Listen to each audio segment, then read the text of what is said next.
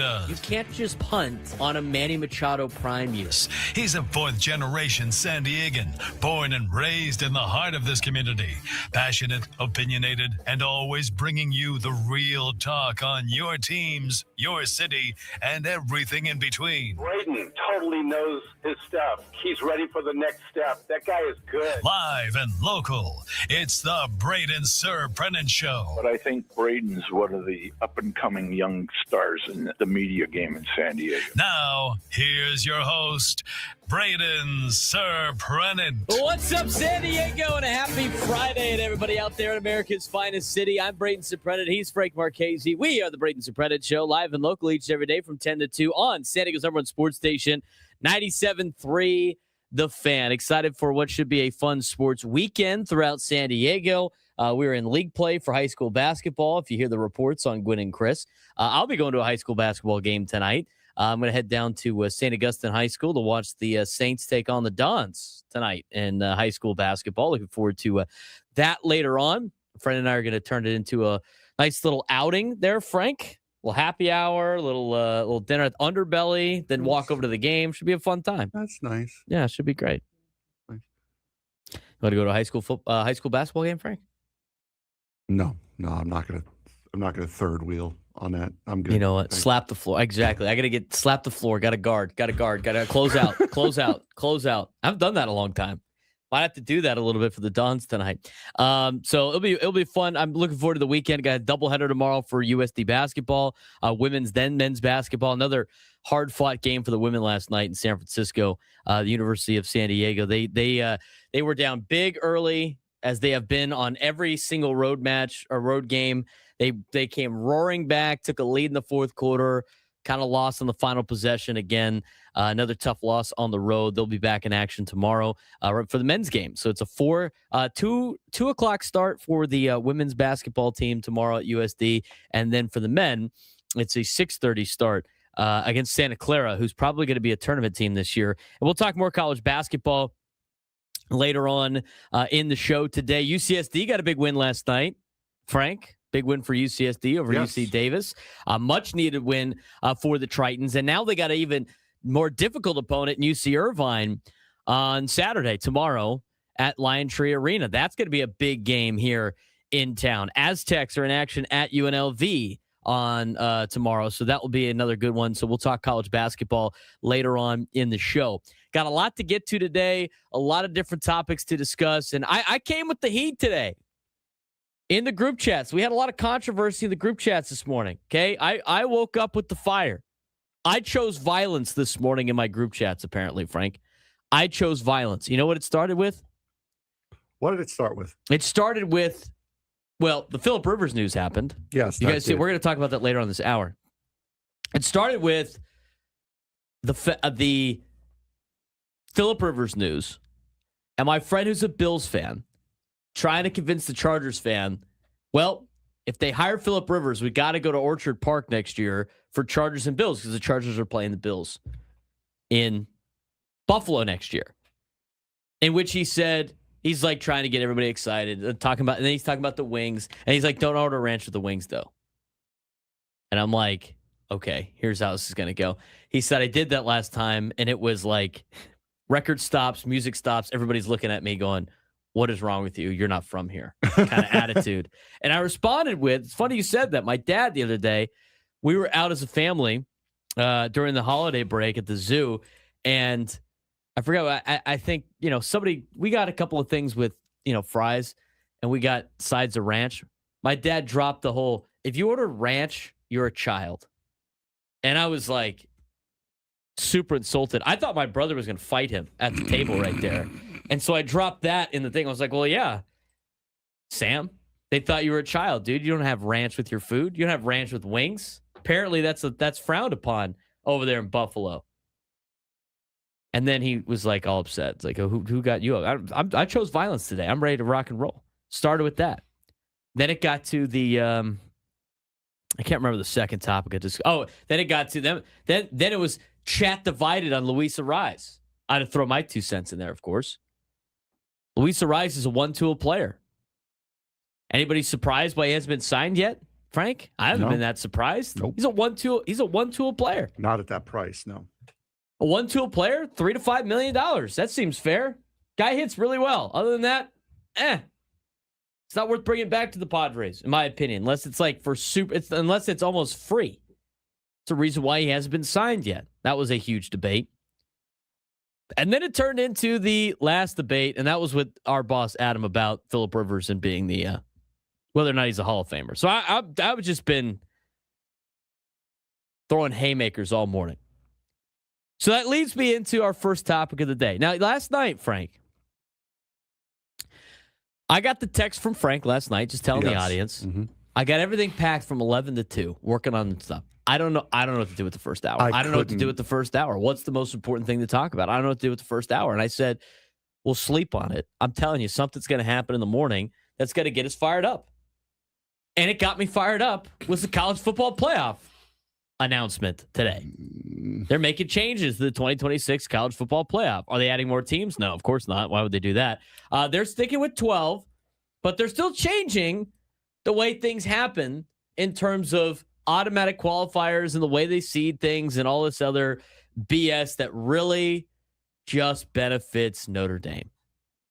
I would like to give a big round of applause to Notre Dame for already clinching a spot in the college football playoff because they're guaranteed admittance into the college football playoff if they finish in the top 12. They're already in.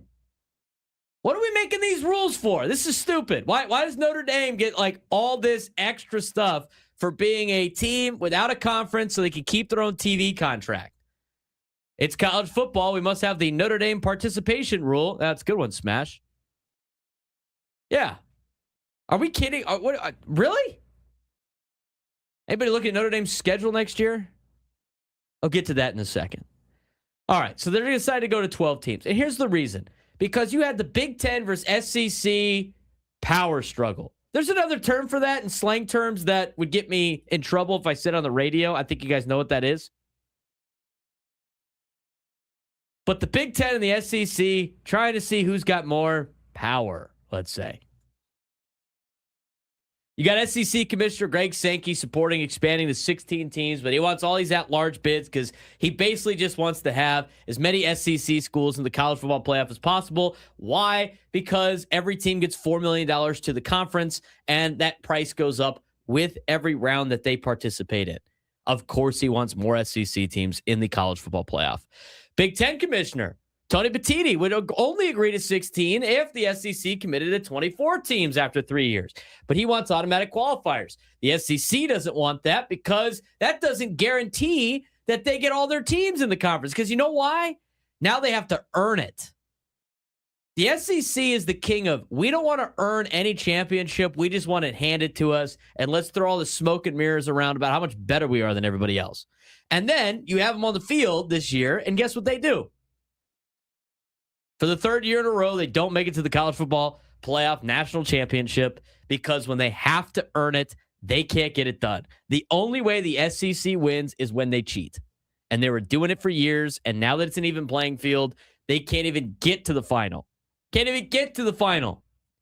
So now they're trying to basically ballot harvest and stuff the ballot boxes as many of their teams as possible to try to get an opportunity to, collect as much money so they can puff their chest out being, we're the best conference ever. We're the best conference ever. It just means more down here in the SEC.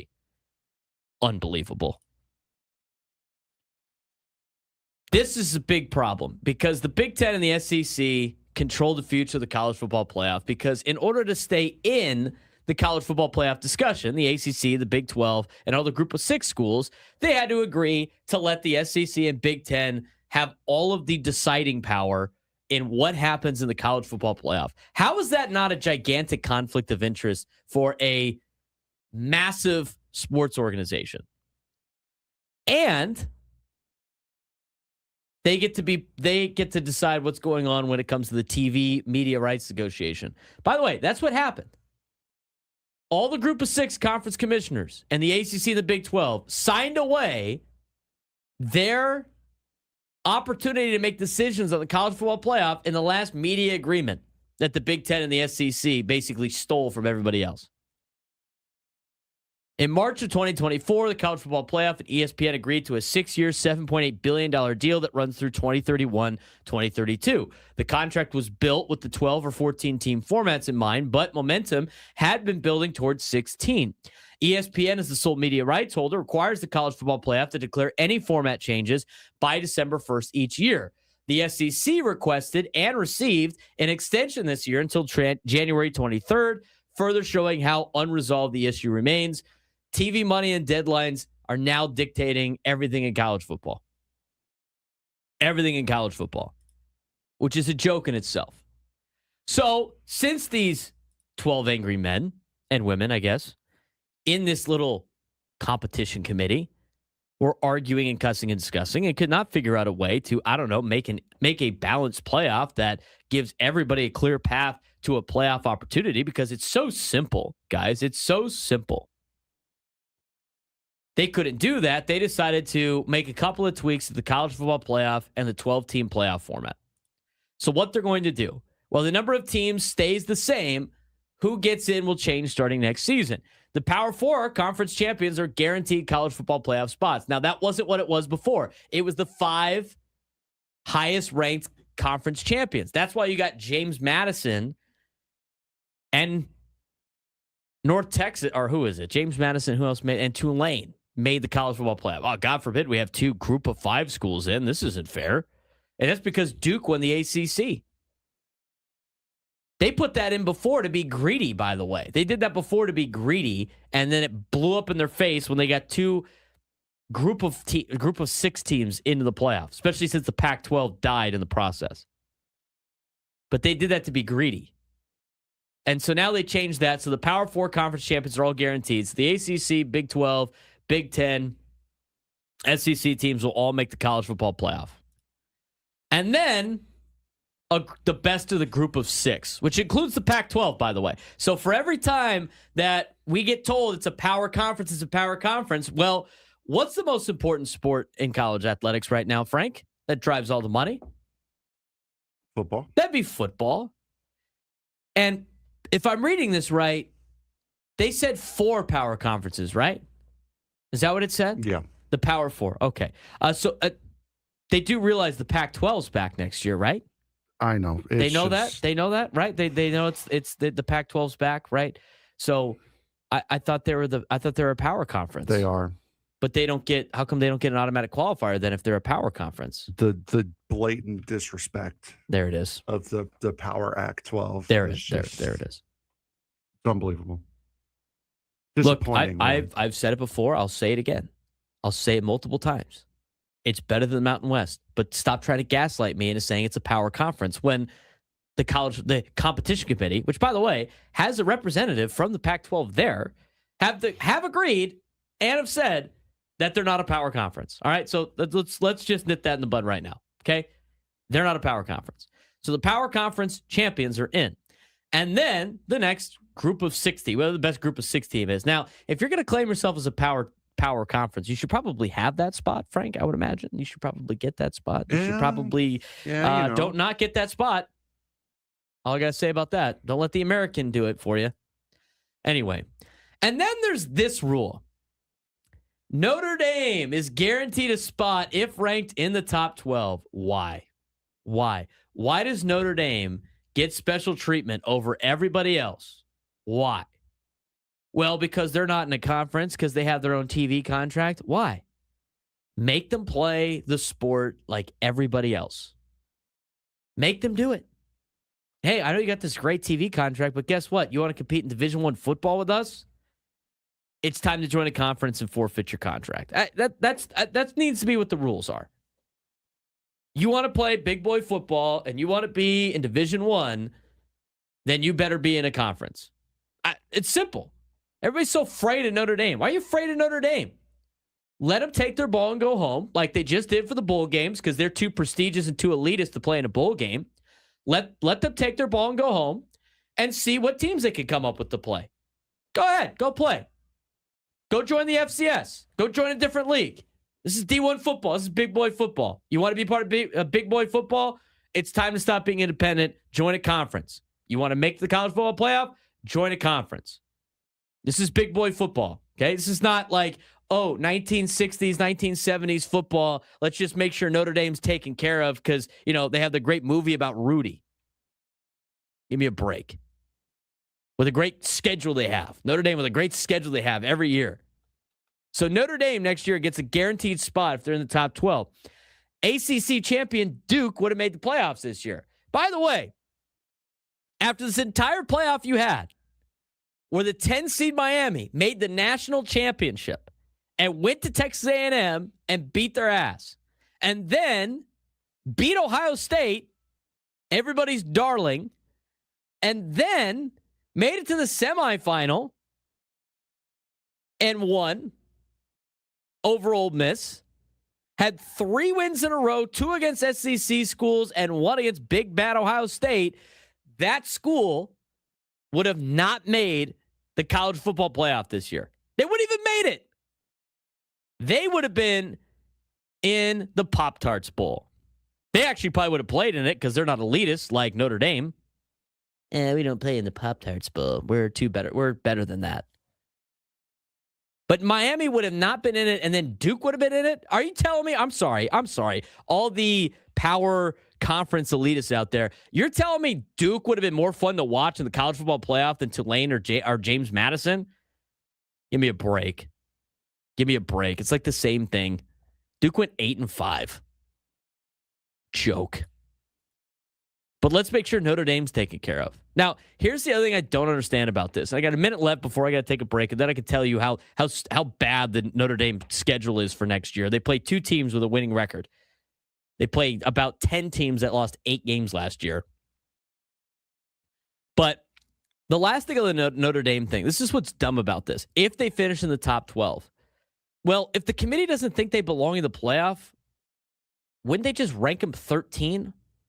As dumb as their automatic qualifier is, it doesn't even hold any weight because the people that decide the college football playoff seedings could literally just be just put them at 13, then we don't have to put them in. It's stupid. It's such a waste. The optics are worse than the actual results. But if you're making a special rule for a school, it shows that you're not about trying to find the champion of college football. You're making a ratings invitational.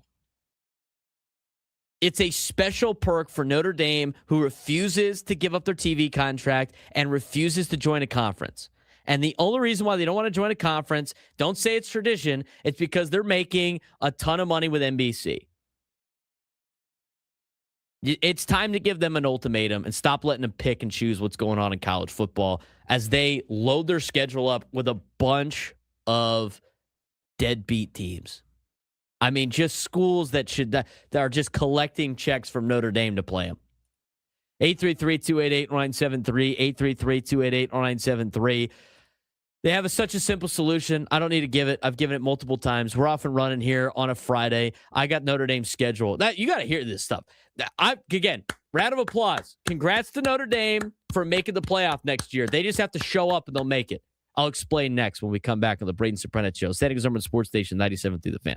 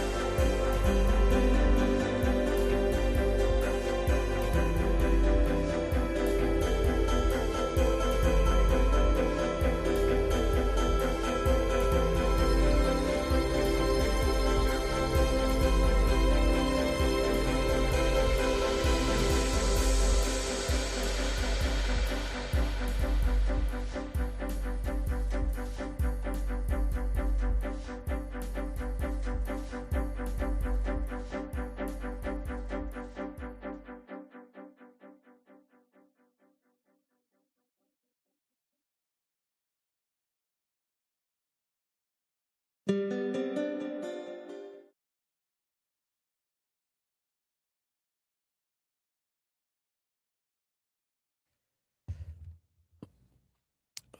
live from the Bill House Studios, we know how. We're approaching our baseball hour. Got to get to some baseball chatter here in the 11 o'clock hour. Stay tuned for that. He's Frank Marchese. I'm Braden Surprenant. We are the Braden Surprenant Show, live and local each every day from 10 to 2 on San Diego's number one sports station, 97.3 The Fan. It's Foul Out Friday. It's a Fired Up Friday. I chose violence this morning. I don't know if you've witnessed that yet. Frank, have you experienced the violence? I really showed it against Notre Dame right there. This is so dumb. This entire thing is dumb. As long as the violence isn't directed at me, I'm fine. It will never be, buddy. Don't be too confident in yourself. I can be pretty irritating. Yeah. That's what traffic is for. Maybe the times I am irritated at you, I just wish you to be in traffic, and those are the days you're stuck in traffic. Hey, maybe you think about that. Thanks. Just kidding. I'm blaming you every single time I'm in traffic now. Thank you. All right. So they came to an agreement on the college football playoff thing. What is your overall reaction to it? I just ranted about it for 18 minutes. It's absolutely ridiculous. Notre Dame, I'm sorry. You should not be getting the special treatment that you have. Again, 1988 was the last time you won a national championship. 1988. That is, I'm sorry. Your time of being special is over. It's been over. It's been over. You've made, what, 2 national championships since 1988? One was hand placed when Manti Te'o was on the team. Yeah. I mean, was he? Or was that just an invisible spot? That's a foul. That's your first of the day. He draws the foul. Hard-earned foul. I will say that. Hard-earned foul. Foul out Friday. It's a foul out Friday. Yeah. Their first one was gifted to them, and they got their ass handed to them. I mean, Alabama beat their ass. That game wasn't even close. No. Was even close. The second one, at least last year, they earned it by going through the college football playoff. Like, I'm fine with that. But they don't need the special treatment.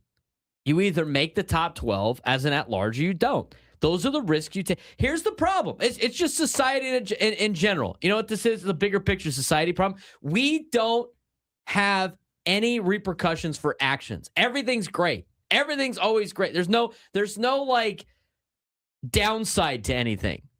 We want all the pros of something and none of the cons. Don't we all?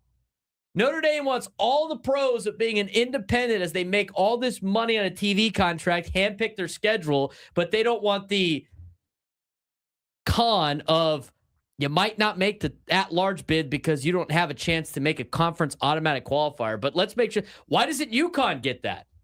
Jake Waters in the chat heard that the expansion of the college football playoff to 17-plus teams automatically reopens the TV contract, which is why ESPN via the SEC is set at 16. That's why they want 16. But they're at 12. They stayed at 12. I know, but they didn't advance it. No, I understand. They stayed at 12 because the SEC didn't want to budge on the 16. No, that's why they didn't want to budge. Right, I understand. I understand what the thing is, but like they didn't even go to the limit. They created more of an issue. I mean, look, we go over Notre Dame's schedule here in a second. Well, the reason they didn't go to 16 is because the Big Ten said no. The Big Ten said, we're only going to the 16 if you guarantee us 24 in the next 2 to 3 years. And the SEC said no. So they never came to the agreement. So they both took their ball and went home and kept it the same. That was the whole point of Jake's comment right there. There was a reason behind the scenes of why the SEC didn't want more than 16. That's the reason. That's a very important reason right there. Because the Big Ten, who's the Big Ten's biggest TV partner? The Big Ten is... It's CBS and Fox. Fox wants to be part of the college football playoff, right? Yeah, Fox and CBS want to be part of the college football playoff. So, and who does the SEC have any partners besides ESPN? No. They only have ESPN. So ESPN and the SEC don't want anything pushed over 16 because that reopens the contract of the media rights negotiations. And the Big Ten, who has other TV partners besides ESPN and have bigger TV partners in CBS and Fox, they want to open the media contract because they want the bidding process to start again. Right, but the media contract's opening again in the next couple of years anyway. I know, but they want it open now. That's what it is. It's going to happen. You may as well. I mean, like you're not going to be able. ESPN is not going to be able to gatekeep the college football playoff after the new contracts come up. That's in 2030. You still have a handful of years left. Fox and CBS want to try to get their foot in the door as early as possible. Those are the conversations in the conversations. This is not a playoff about what are the best teams in the college football playoff. This is how do we get inventory for our major media companies to get TV ratings, especially after they saw the ratings of Miami and Indiana last Monday that just blew out everybody else. So to go back to the Notre Dame thing you were talking about, I'll let you continue the Notre Dame stuff. Jake Waters kind of flew us off the trail there. No, I was saying their schedule would put them easily in the top 16, put them easily in the top 24, which, I mean, this provision that they now have wouldn't be nearly as impactful because they're going to be there anyway. But the fact that it's now the top 12 with the schedule that they have, do you want to go through the schedule or you want me to? I got the schedule right here. Do you have the schedule with the records from last year? Yes, I do. All right, yes. I'll say the team name. You can tell me what they finished last year. Gotcha. So this is the special treatment schedule that Notre Dame gets to handpick their schedule. They do get how many games do they get from the ACC? Don't they get like 4 or something like that? That's part of their deal. They get more than 4. Is it 8? They get 8 from the. They got 5 ACC opponents that I could see on here. 1, 2, 3, 4, 5, 6. Who's the 6? A team on the West Coast. That's an ACC team. Does that count? I understand that. I'm looking at 1, 2, 3, 4. I'm looking at 5. We'll get through it. I'll show you in a second. Wisconsin's their first game. Right. At Lambeau Field. Wisconsin was 4-8 last year. 4-8 last year. And as my Notre Dame lousy fan friends said, oh, well, we scheduled that in 2020 coming off a 10-win season. Doesn't matter. They stink. Next up. Rice. 5-8. Rice. They get to play Rice. At home. 5-8. At least they're not playing any FCS teams. I will give them that. Rice, I guess, counts as that. Then they got Michigan State. That is at home, 4-8. 4-8 last year. Michigan State went 4-8 last year. Mm-hmm. Okay. Also home games. Okay.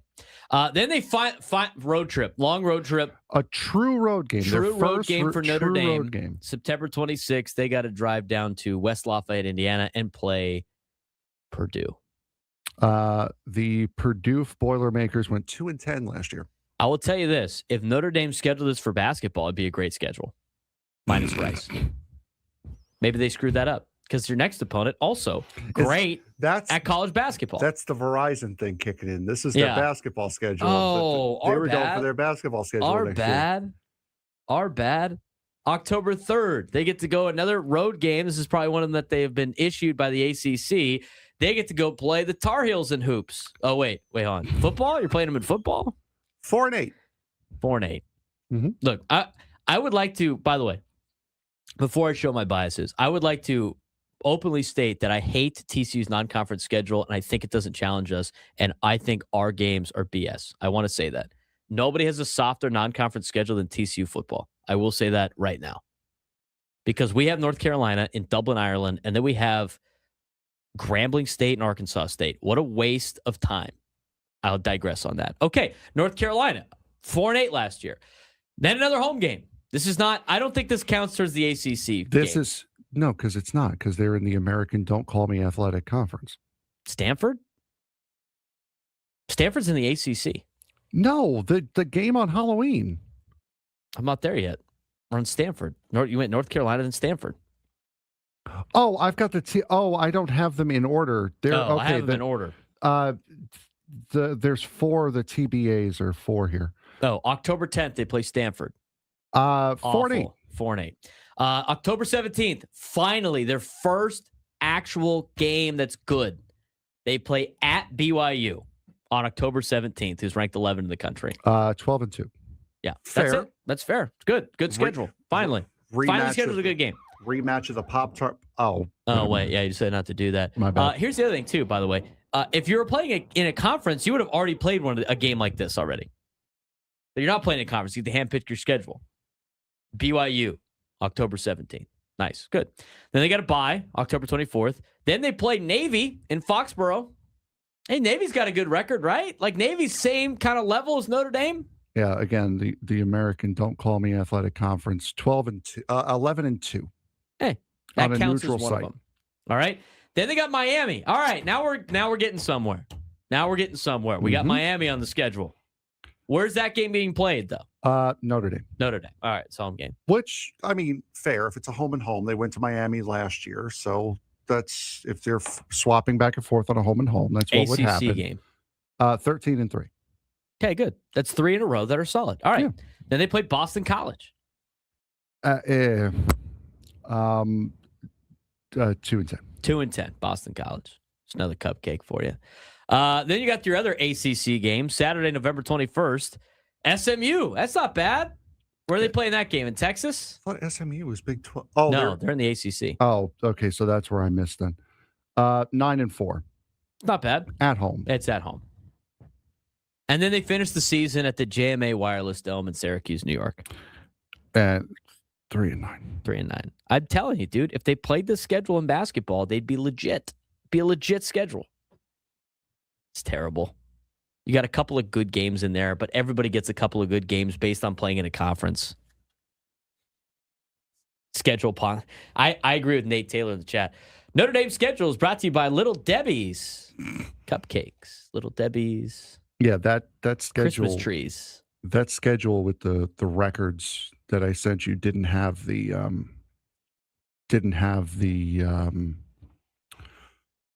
dates for the Syracuse, SMU, Stanford, and BYU games on it yet. That's why I was confused. Yeah, they were still two. Because they were still the ACC TBDs. schedule came out today or something like that. Yeah, they were I think still that's what it TBDs. was. So yeah, 4-8, 5-8, 4-8, 2-10, 4-8, 2-10, 3-9, 4-8, 11-2, 13-3, 12-2. That's Notre Dame's opponents from last year.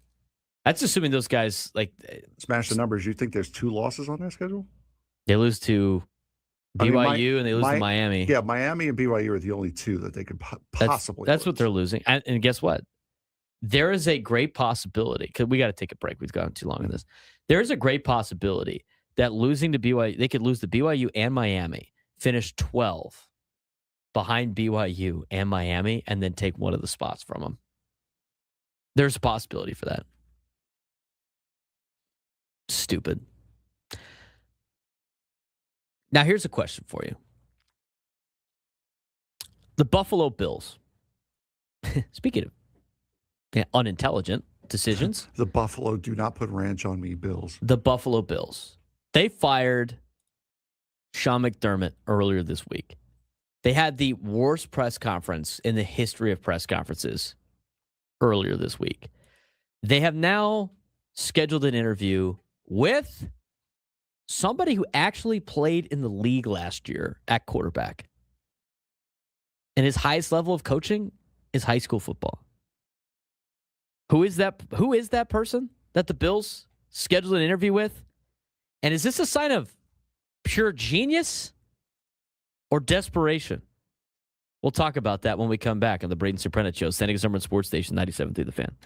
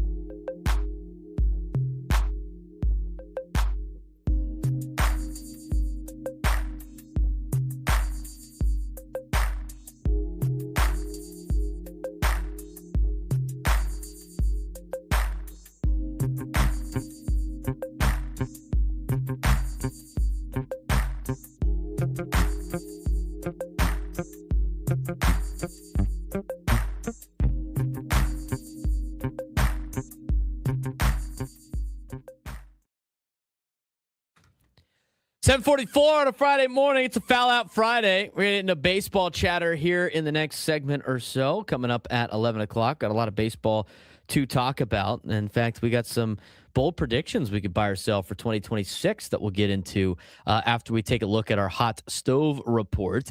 Had a couple of moves yesterday in Major League Baseball, and we'll keep you updated with anything else that happens during our show, as that was the case yesterday. Kenzie Gore got traded yesterday from the Nationals to the Texas Rangers. Somebody said we misinterpreted that chart yesterday, Frank. I don't know how we possibly did that, but it is what it is. I don't know unless they saw it backwards. I don't know. Well, the prospect huggers are out. It's prospect hugging season. There's 2 seasons of prospect hugging. It's right now before spring training, and then it's July. I thought it was duck season. I don't know about the hunting seasons. Oh.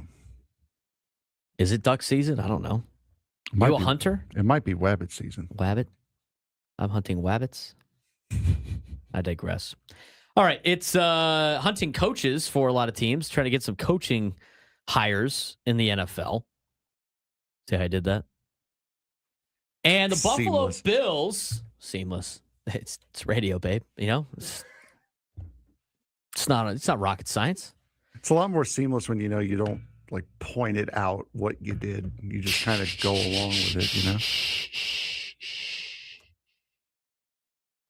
Stop giving away the secrets, man. Anyway, the Buffalo Bills. Has anybody been more of a dumpster fire this week than the Buffalo Bills? Are the Bills the win socks of the week?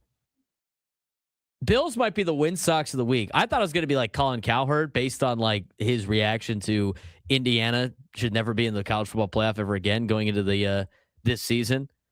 But you know what? I'm going to tell you right now. It might be the Buffalo Bills. They might be the win socks of the week.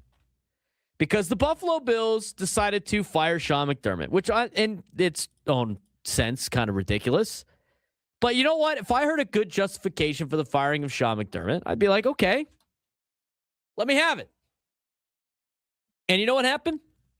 Frank, they gave me the worst answer possible for firing Sean McDermott.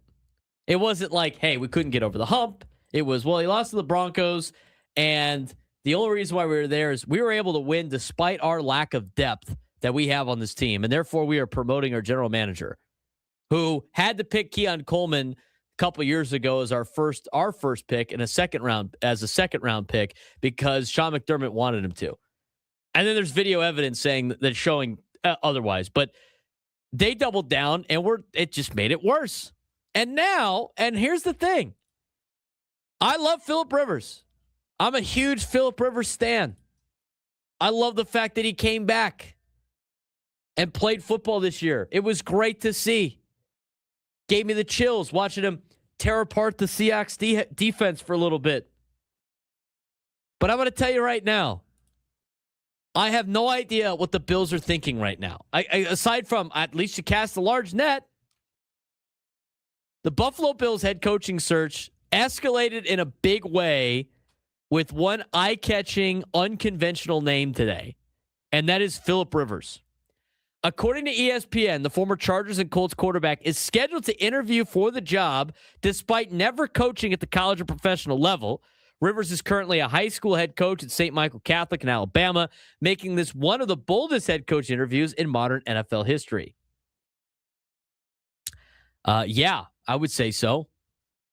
Why is this so unusual? Well, Phillip Rivers retired in 2020 after 18 NFL seasons. He briefly returned to the Colts last year after Daniel Jones tore his Achilles. He started 3 games with 0-3. Colts were eliminated from the playoffs. A lot of that had to do with their defense.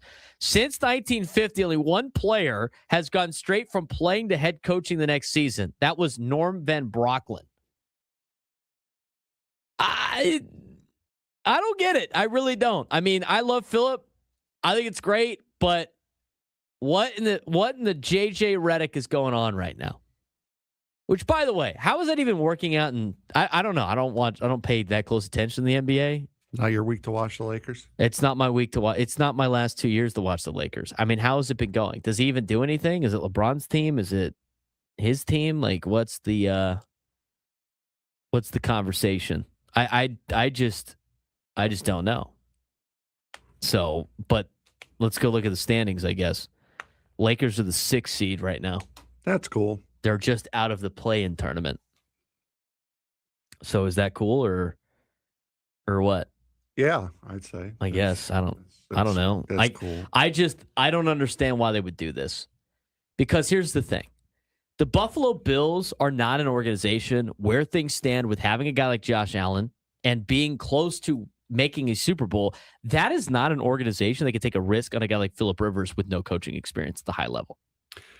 I believe it was in the sports thread yesterday, was it not? When we talked about Mike McDaniel going to be the offensive coordinator for the Chargers? That could have been a couple days ago. Did yesterday we just decided to just destroy one topic of the Oh no, that was a couple days ago. That was the Bills. Oh yeah. But back to the Bills. But now the Bills are interviewing Mike McDaniel as the head coach. So the Chargers may not have found their offensive coordinator as it stands. I'm rooting for that right now. You know what? Maybe they hire Phillip Rivers to be their offensive coordinator. No, Nate, that was not a squirrel moment. I brought it back to the conversation we were having. Obviously, got to find somebody that works with Josh Allen. I think from a Rivers standpoint, I mean, that's kind of interesting. Why don't you just make him the quarterback's coach then? Quarterback Josh Allen, obviously actively involved in the interview process. He has publicly praised Rivers' football IQ and leadership when Rivers returned to the Colts. The Bills are clearly prioritizing Allen's comfort and voice. Rivers' appeal likely centers on quarterback mentorship, leadership, and offensive understanding. I don't know how you can make him the head coach, though. Like, the Bills are not in a position to take a chance on somebody. They have to nail this hire. This has to be the best hire ever because you decided to fire a coach that got you to the playoffs every single year and won you divisions and he just couldn't get over the hump. You have to get someone better than Sean McDermott, not get somebody that has never done it before. The Bills fired the previous coach after another playoff disappointment, as I mentioned, with owner Terry Pegula citing the team hitting a playoff wall.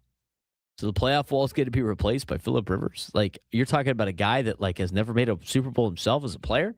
I love Phillip, dude. I'm going to defend him. I think he's a Hall of Fame quarterback. But I don't know how you could justify this. General manager Brandon Beane now holds more power, and this search feels intentionally wide. Remember, you have to report back to the guy that is basically going to throw you under the bus if he makes another bad draft pick, which he has done a lot of in the last handful of years. He's obviously in Pegula's ear. That organization will not be successful with Brandon Beane at general manager. Let me tell you that. His search feels intentionally wide. Here are the players. Here are the potential candidates that they have either talked to, thinking about talking to, or have on their list. Mike McDaniel, Joe Brady, Brian Dable, Lou Anarumo, Anthony Lynn, Anthony Weaver, Grant Udinsky, and now Phillip Rivers. Some of those names I don't even know off the top of my head, but I look at that list. Which one of those guys is going to be an upgrade to Sean McDermott, Frank? Not a one of them. None of them. None of them. Mike McDaniel is the only one that gets you halfway close. And he hadn't had, I mean, he turned the offense around in Miami, but I don't think he's the guy that's going to be better than Sean McDermott. He's too much of a player's coach. No, they're not going to have the hard-nosed attitude that Buffalo and that city is. No, he's not going to be. He's the one that's going to get you closest to Sean McDermott, and that's not even going to be close. Right. I'd rather hire Mike Tomlin. Replace the William & Mary grad with another William & Mary grad and a guy that's actually won a Super Bowl before. Pipeline. Yeah, exactly. But like Mike Tomlin makes more sense and an upgrade to Sean McDermott because Mike Tomlin's been in quarterback hell in the last 5 or 6 years, especially with the tail end of Ben Roethlisberger's career, who probably played a little bit longer than he should have, even though some of those years he wasn't too bad. But he was in quarterback hell, and they were just in the mediocre, the land of mediocrity, where they couldn't get better draft picks.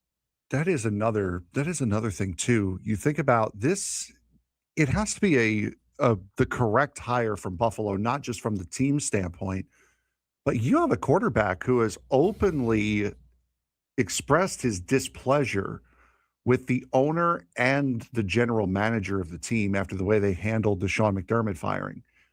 So you have to get this right for him. Otherwise, you lose everything. And if you lose everything, then no one's safe there. I look at like a Phillip Rivers potential. It wouldn't make any sense. It wouldn't make any sense. You know, it just doesn't. I look at this and the question of, is interviewing Phillip Rivers brilliant or desperate?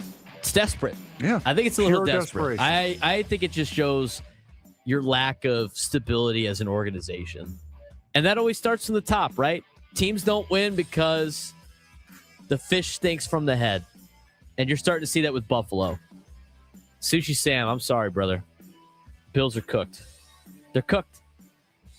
Baseball news, baseball talk when we come back at 11 o'clock hour.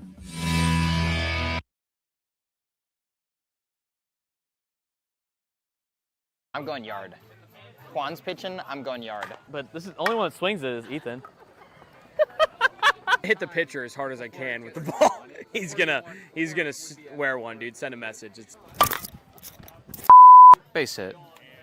Keep it classy. Base hit. 5-5 hole. I told him he was gonna. I'm gonna try not to hurt my hamstring even more than it already is. So if I get the ball past one, it's gonna be it's a good thing.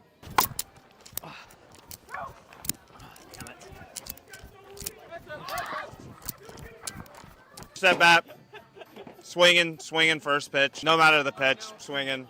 It's going over the fence. Oh, did he? No. Oh, first at bat. I'm gonna go 5-5 hole, single, hard line drive, hard 90. Are you kidding me? He doesn't. Heads up. Oh Lord. Since Juan's pitching, if he's pitching, I'm mid first pitch. Mid. Then maybe my next at bat, I might go yard off him. But. Oh, just missed it, Joel. Just missed it. First at bat, realistically, I'm probably going to put one through the 3-4 hole. Last week. First hit.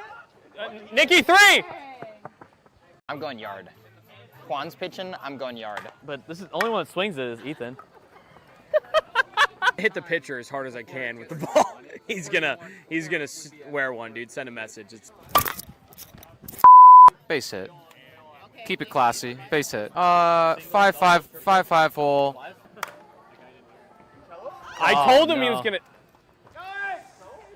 I'm gonna try not to hurt my hamstring even more than it already is. So if I get the ball past one, it's gonna be it's a good thing.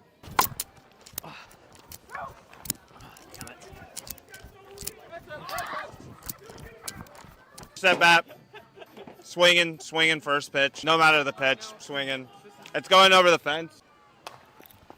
Oh, did he? No. Oh, first at bat. I'm gonna go 5-5 hole, single, hard line drive, hard 90. Are you kidding me? He doesn't. Heads up. Oh Lord. Since Juan's pitching, if he's pitching, I'm mid first pitch. Mid. Then maybe my next at bat, I might go yard off him. But. Oh, just missed it, Joel. Just missed it. First at bat, realistically, I'm probably going to put one through the 3-4 hole. Last week. First hit. Nikki 3. I'm going yard.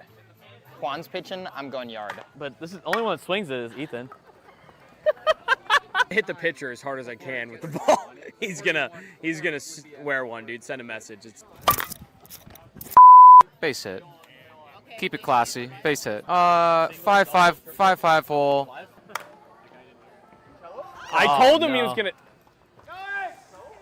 I'm gonna try not to hurt my hamstring even more than it already is. So if I get the ball past one, it's gonna be it's a good thing.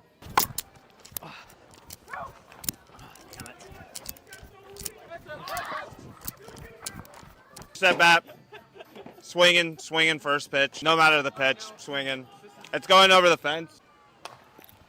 Oh, did he? No. Oh, first at bat. I'm gonna go 5-5 hole, single, hard line drive, hard 90. Are you kidding me? He doesn't. Heads up. Oh Lord. Since Juan's pitching, if he's pitching, I'm mid first pitch. Mid. Then maybe my next at bat, I might go yard off him. But. Oh, just missed it, Joel. Just missed it. First at bat, realistically, I'm probably going to put one through the 3-4 hole. Last week. First hit. Nikki 3. I'm going yard. Juan's pitching, I'm going yard. But this is the only one that swings it is Ethan. Hit the pitcher as hard as I can with the ball. He's gonna wear one, dude. Send a message. It's Base hit. Keep it classy. Base hit.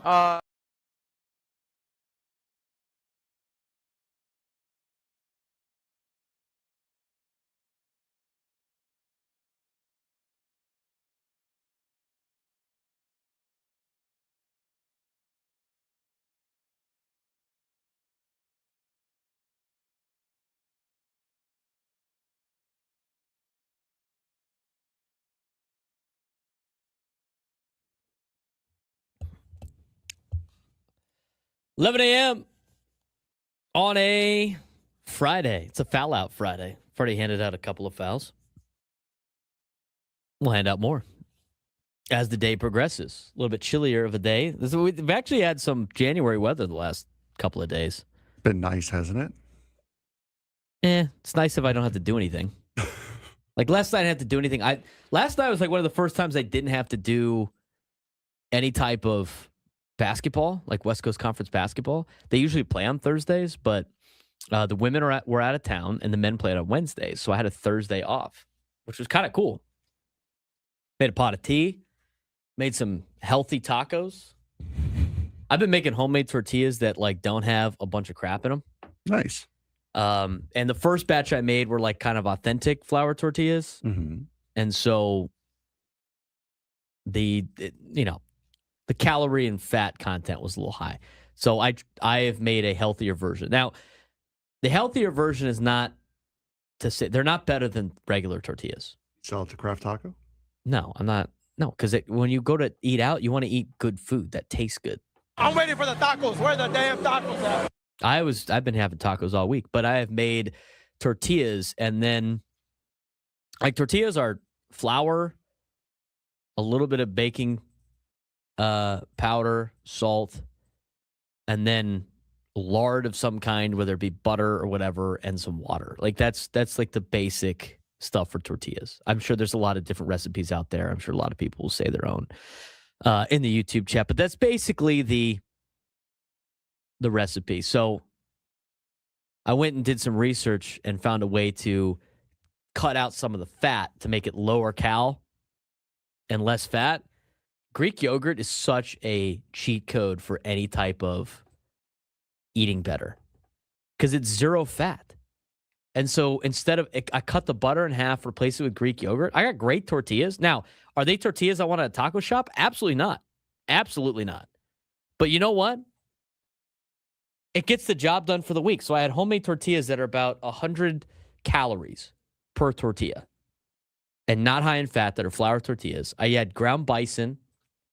And then for me, I think like Greek yogurt I can use instead of sour cream. I think it tastes, it's very similar. Some people it's not, but I think it is. So I did one serving of Jack cheese, Monterey Jack cheese, which is not super high in fat and calories. It's the same with protein, fat, and calories. So I did the ground bison with taco seasoning. Now, I do add Greek yogurt into that. Get a little extra protein in there when I make the ground bison taco mix. So I had that, and then I had some shredded romaine, some chopped tomatoes, a little Jack cheese, a little sour cream, a very light amount of Taco Bell sauce, just because I wanted to have a Taco Bell soft taco supreme. It was great. It was like a 600-calorie meal with like 50 grams of protein. Beautiful. So last night, I had a pot of tea. I had my healthy soft taco supreme with the ground bison. Anybody mind if I have a Thursday night, Frank? I certainly don't mind. And you know what else I did? I fixed the NFL on my spreadsheet. I've already fixed college football. I'm currently working on fixing the National Football League. We could get to that in a different segment. But I started working with my idea of 40 teams in the NFL and the way you fix the schedule and all that stuff. And I'm telling you right now, I like it. Some people have hobbies, some people do things, but you know what? I fix leagues that will never see my proposals. That's what I waste my time with. Why watch a show when I could pretend to fix the National Football League? I'm just saying. Like, you could go out there and play Battlefront. You could go out there and play, you could play a video game or something like that. That's what I did. I fixed the NFL. And here's the deal. You have and you know what else I did? Here's the best part. I kept all the divisions the same and just added one new city to each division. It's phenomenal. Maybe we can have Tim Pernetti on next week to discuss this 12-team college football playoff, and you can send him your proposal for the college football playoff. Dude, I even had ChatGPT make me logos for all the divisions. I broke it into 5. Oh, it's great. They look great. They look phenomenal. I'm sure a little tweaking would be great. The new college football. I mean, I'm fixing the NFL. I just fixed college football. I could even get you a full schedule matrix of what it would look like. It's phenomenal. It's called passion, Frank. You know what? I could be doing this. Hey, listen, or I could watch some brain dead show that sucks on television because I think television sucks.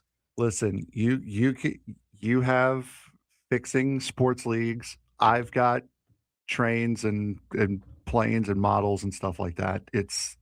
I get it. I understand. Fixing leagues, fixing things, creating tournaments.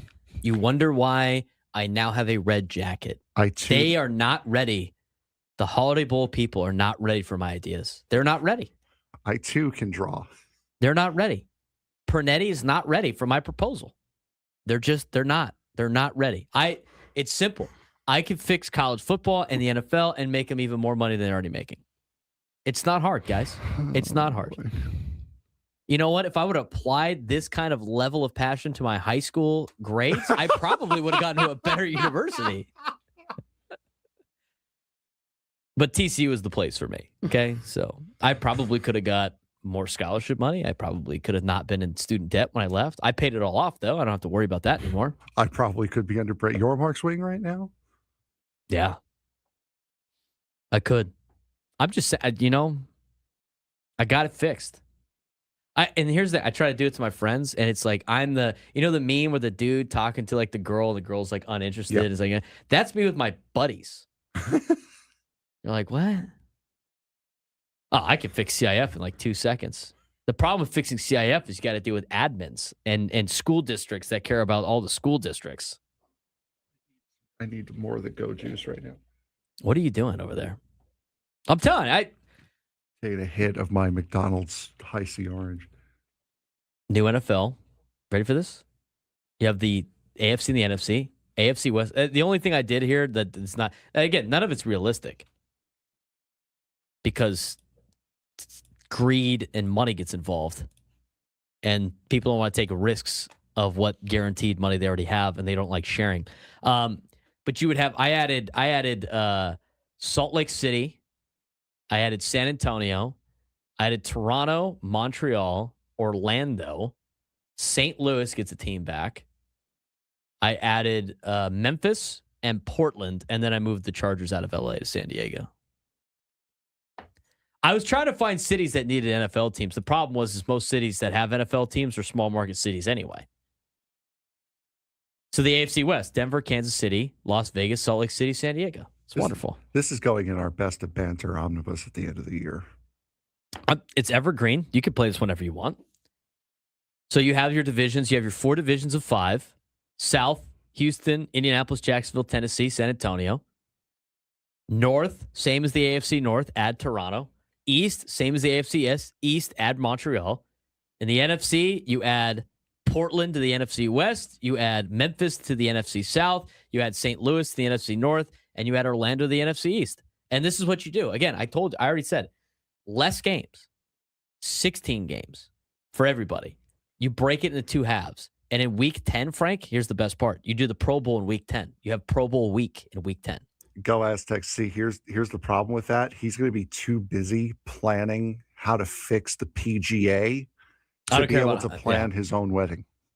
I don't have to worry about it. Isn't that what the girl does? Do you like these flowers? Sounds good. But what do you think about San Diego being the West or the South? Where do you...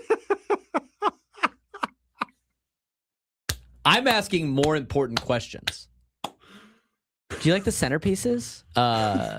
Sure. What do you think about bringing back the Southwest Conference, though? Yeah, I don't know. Do you like San Diego and UC San Diego being in the same conference? I don't know. Yeah, I kind of want to fix that, Anyway, 16 teams or 16 games. First 9 weeks, you play 8 games. You play 2 division home games, 2 division road games. You play on the NFC, one in the NFC division like you already do. Play 3 of those games early, and then play one team that you finish in the same spot as you in the AFC in the first half. You have the Pro Bowl week 10. Second half, the second 9 weeks, same kind of deal. More heavily on playing your division and the other teams in your division. You start week 1 during whatever it's called, the Labor Day weekend, week 19, January 10th for 2027, just purposes. You have the Super Bowl the day before President's Day. You have the Pro Bowl in the middle on week 10, so everybody has a week off. You get a bye in the first 8 weeks. You get a bye in the second 8 weeks. You get the Pro Bowl week off. Players are healthier and don't have to play as many games at 16 games. Oh, and by the way, it's a grand total of 320 regular season games, 18 playoff games, and a Super Bowl, which is more than the amount that you have right now. And you could still load all the slates up. Everybody, you can play an international game once a week.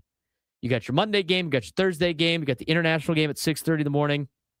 You have 8 games in the morning slate, 8 games in the afternoon slate, 1 Sunday night game, and guess what? You have a full NFL slate of games. You have to cut it down a little bit when it comes to the bye weeks in the middle, but other than that, I have fixed the NFL. It's not difficult. Greed is ruining these companies from being even better. That's right. That's exactly what I'm doing. Go Aztecs. Braden outside the NFL office. I can fix your league holding up a binder. And then when that doesn't work, I'll do the same thing to the College Football Playoff Committee. I can fix your tournament. And I'll do the same thing for the CIF office in town. Major League Baseball has their own problems. I've tried to fix that. There you go. That's exactly right. That's me and my friends right there. Any qualms with what I just said? I think that was a great proposal right there. No comments? Nothing? You got nothing for me? No. That was great. I mean, how do you argue with a guy who's got it all figured out? That's right. Got it all figured out. How do you argue? That's only in fixing leagues that won't listen to my proposals. I don't have anything figured out in my actual life. But like I said, we could talk to Tim Pernetti. We could probably get him on. We could try to get him on next week. That needs to be a more sit down podcast. We got to find a time that we can record a podcast date with him. Pitch him the ideas. You know what? He could keep the ideas. Just give me a little 5% on the side. I'm just saying. 833-288-0973. 833-288-0973. All right, we got until 11:18. Let's get to the latest rumors of Major League Baseball. And when we come back, we have some buy or sells to do, Frank, that we're going to put together out of this article from ESPN on the 2026 season. There's one for the Padres on there as well. We're going to talk about that in the next segment. But what's going on in Major League Baseball?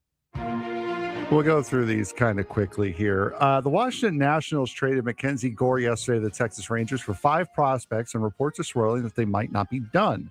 Rumors speculate that the Nationals could be willing to part ways with center fielder Jacob Young, with reports suggesting that Young is a popular trade target among teams seeking an upgrade in center field. Young is a superb defender who hit .231 with 2 homers and 31 RBIs and 15 stolen bases in 120 games last year. He is part of a young outfield core, including Dylan Cruz and James Wood. But with the Nationals feeling very highly about Mackenzie Gore and still trading him, you can't put anything past the Nationals. Reports also going around that they've also tried to shop C.J. Abrams as well. So what are they doing? The Nationals being the Nationals. They don't want to win. That is the purgatory you never want to be in. That is the purgatory that the Padres used to be in before this ownership group took over of we're just punting for the future. It's okay. Like, this guy's really good, but we can't afford to pay him. So we're going to send him else. And hey, here's 3 or 4 new guys that are going to be just as good as him. Stop it. Stop it. That's a good way to get people to not go to your games. Everybody remember what Petco Park looked like before this new ownership came in 2014? Does anybody remember those? Nobody was at games, and the team was awful. That is not a winning path. Eventually, you got to keep some of these guys. And if the league is in a position where the teams like the Nationals trade for prospects and then can't keep them when they peak, your system is broken. One, the Nationals need to spend money, and they're dumb for trading away Juan Soto for these big pieces, just to trade those guys away for more prospects who are not in the top 100 and are probably never going to pan out into anything. 2 things are true here. The system is broken. The Nationals don't care about winning. Augie, I'm not giving up the Italy trip either. For those of you who watch F1 in the chat, you'll get this reference. A short view back to the past. In 2007, seven-time Cy Young Award winner Roger Clemens wasn't retired from Major League Baseball, but he couldn't find a team to sign with prior to the season beginning. As the season went on and injuries started to pile up on teams that were contending for playoff spots, Clemens saw the pendulum of leverage swing back in his direction, and it ended with another 17 starts with the New York Yankees. Max Scherzer is now weighing that as a potential option as he goes into his age 41 season. Recent phone calls revealed that Scherzer is, quote, content to wait until after opening day for an opening to emerge with one of his preferred clubs. His list of preferred clubs is unknown, but this is an option we don't see too many people take, but it does go well with Scherzer's cerebral personality. So Max Scherzer, where did you say he was going to go? There's no teams. He said he is content to wait until after opening day for an opening to emerge with one of his preferred clubs. His list of preferred clubs is unknown. All right, so he doesn't want to play the whole season. He wants to pull a Marshawn Lynch, Rich Hill, not have to worry about getting his body, not have to do spring training, not have to do any of the BS, do his own regiment throughout the year, save his bullets for a playoff push, and just play meaningful baseball on a team that's going to be good. Pretty much. Instead of signing a team and rolling the dice that they are good, hoping that everybody stays healthy, and rolling the dice that if they aren't good, can it be traded to a team that is, in fact, good? Yep. If you're Max Scherzer, you could take that risk because you have all this money banked up. It doesn't matter to you, right? Like, it's a great strat. And you get all this deferred money from the Nationals still. Yep. You have like 3 or 4 teams paying you deferred money right now. Yeah, you can just wait. It's not a bad move. And you know what? Padres, you got any pitching problems? Maybe you get Max Scherzer at the deadline. Just sign him. 2 days saw 2 big names in the starting pitching market come off the board, with Mackenzie Gore going to the Rangers yesterday and Freddie Peralta going to the Mets the day before. Now, the obvious question is, who is next? Framber Valdez and Zach Gallen are still on the board as free agents, and Tarek Skubal seems like an unrealistic trade option. Names that have been floated all offseason but have no real buzz surrounding them would include Pittsburgh Pirates' Mitch Keller, Miami Marlins' Sandy Alcantara, Kansas City Royals' Chris Bubick. Oklahomato's Luis Severino could be a trade option as well, with Minnesota's Joe Ryan and Pablo Lopez being rumored, but the Twins have all but taken them off the board for a trade. I don't think there's going to be a lot of movement when it comes to starting pitching now. I think that was the final push because I think a lot of teams want to see what they have at spring training. Mm-hmm. And pitchers and catchers are less than 20 days away, right? When did we put that? I guess we could check the website. It's 19 or something. 97 through the fan. You can check the website out. Go check out 97throughthefanst.com. Okay. Yeah. We have put a countdown clock for pitchers and catchers 18 reporting. 18 days, 1 hours, 51 minutes, and 16, 15, 14, 13 seconds. Who's counting? Not us. Not us. I just think teams are going to see what they have first. Maybe because the thing is, it's like, do we want to trade here? But like, maybe what happens if some young guy like goes out there and shoves and can save us money, save us prospect capital, right? Like, I think that we are now in the period of teams are satisfied with what they have enough to see what they got at spring training. But that's about it. Bold predictions for the 2026 season. ESPN put them out. We're gonna see if we buy or sell these, and our subject to buy or sell baseball edition when we come back on the Braden Surprenant Show, San Diego's number one sports station, 97 through the fan.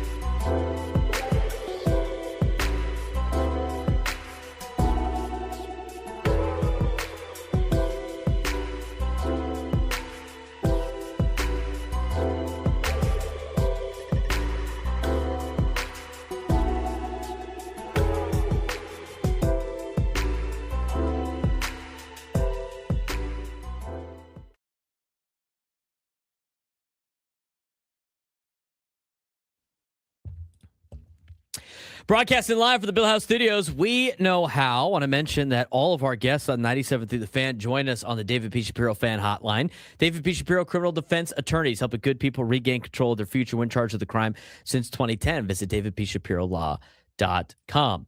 We are going to get to some bold predictions that were laid out by Major League Baseball's writers on ESPN. It was a collaborative effort. They put out some bold predictions. We are going to buy or sell said bold predictions. Jeff Passan contributed this article, as well as Paul Hembekids, as well as Buster Olney. If you want it, Alden Gonzalez. Olney.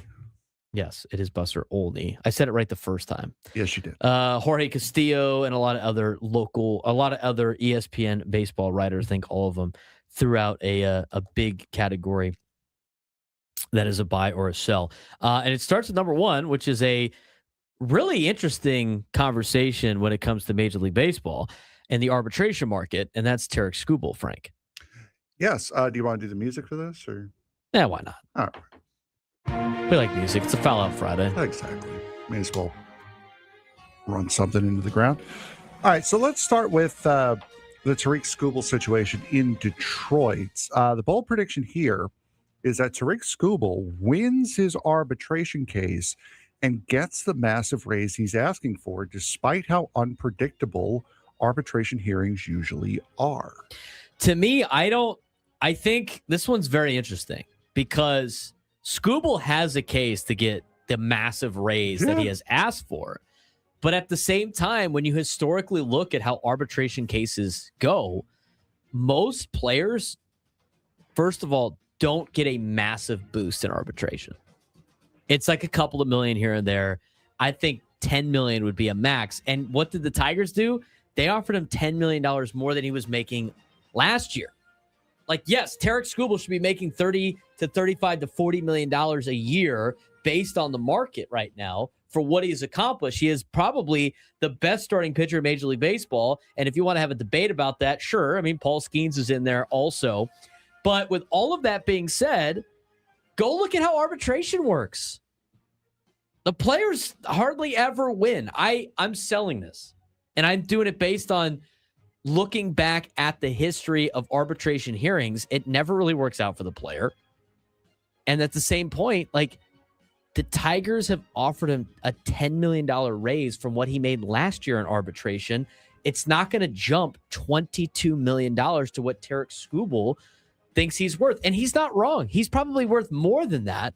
But that's why you have such a large disparity between the Tigers number and Tarek Skubal's number.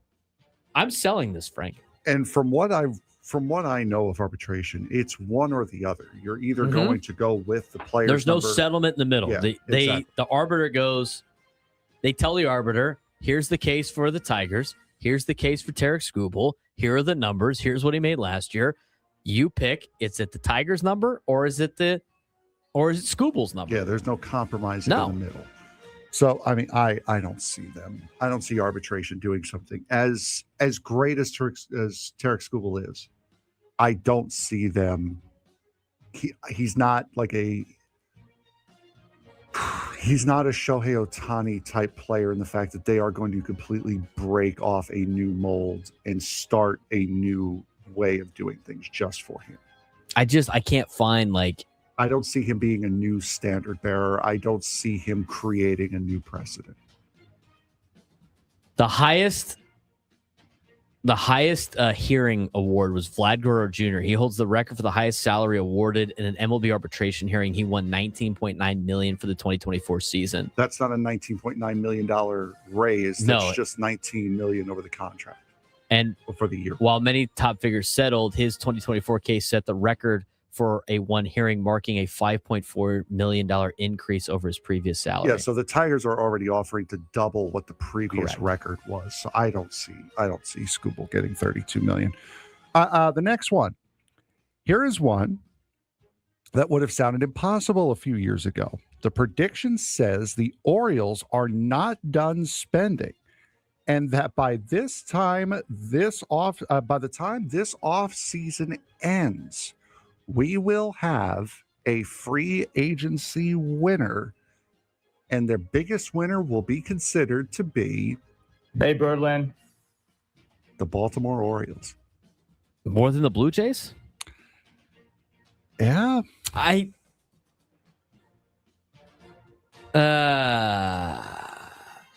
gonna sell it. I think the Blue Jays probably had the best free agent. I think they had the best offseason.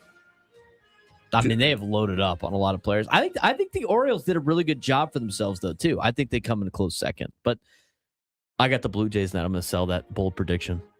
Unless they go make another move. Well, that it also says they're not done spending. Right. So Baltimore I don't think, could get somebody else. Are we doing this before spring training? By the time this offseason ends, Baltimore will be considered the biggest winner. The offseason officially ends when pitchers and catchers report? Probably, right? I think that's fair. Or is that considered the offseason until regular season baseball starts? I would say. You have to have at least. I would say until spring training games start. Spring training games. Because, I mean, we consider OTAs and winter workouts. That's not technically part of the NFL season. It's still the NFL offseason. Augie killing me. Hey, Canadian Birdland. Birdland, eh? Birdland, eh?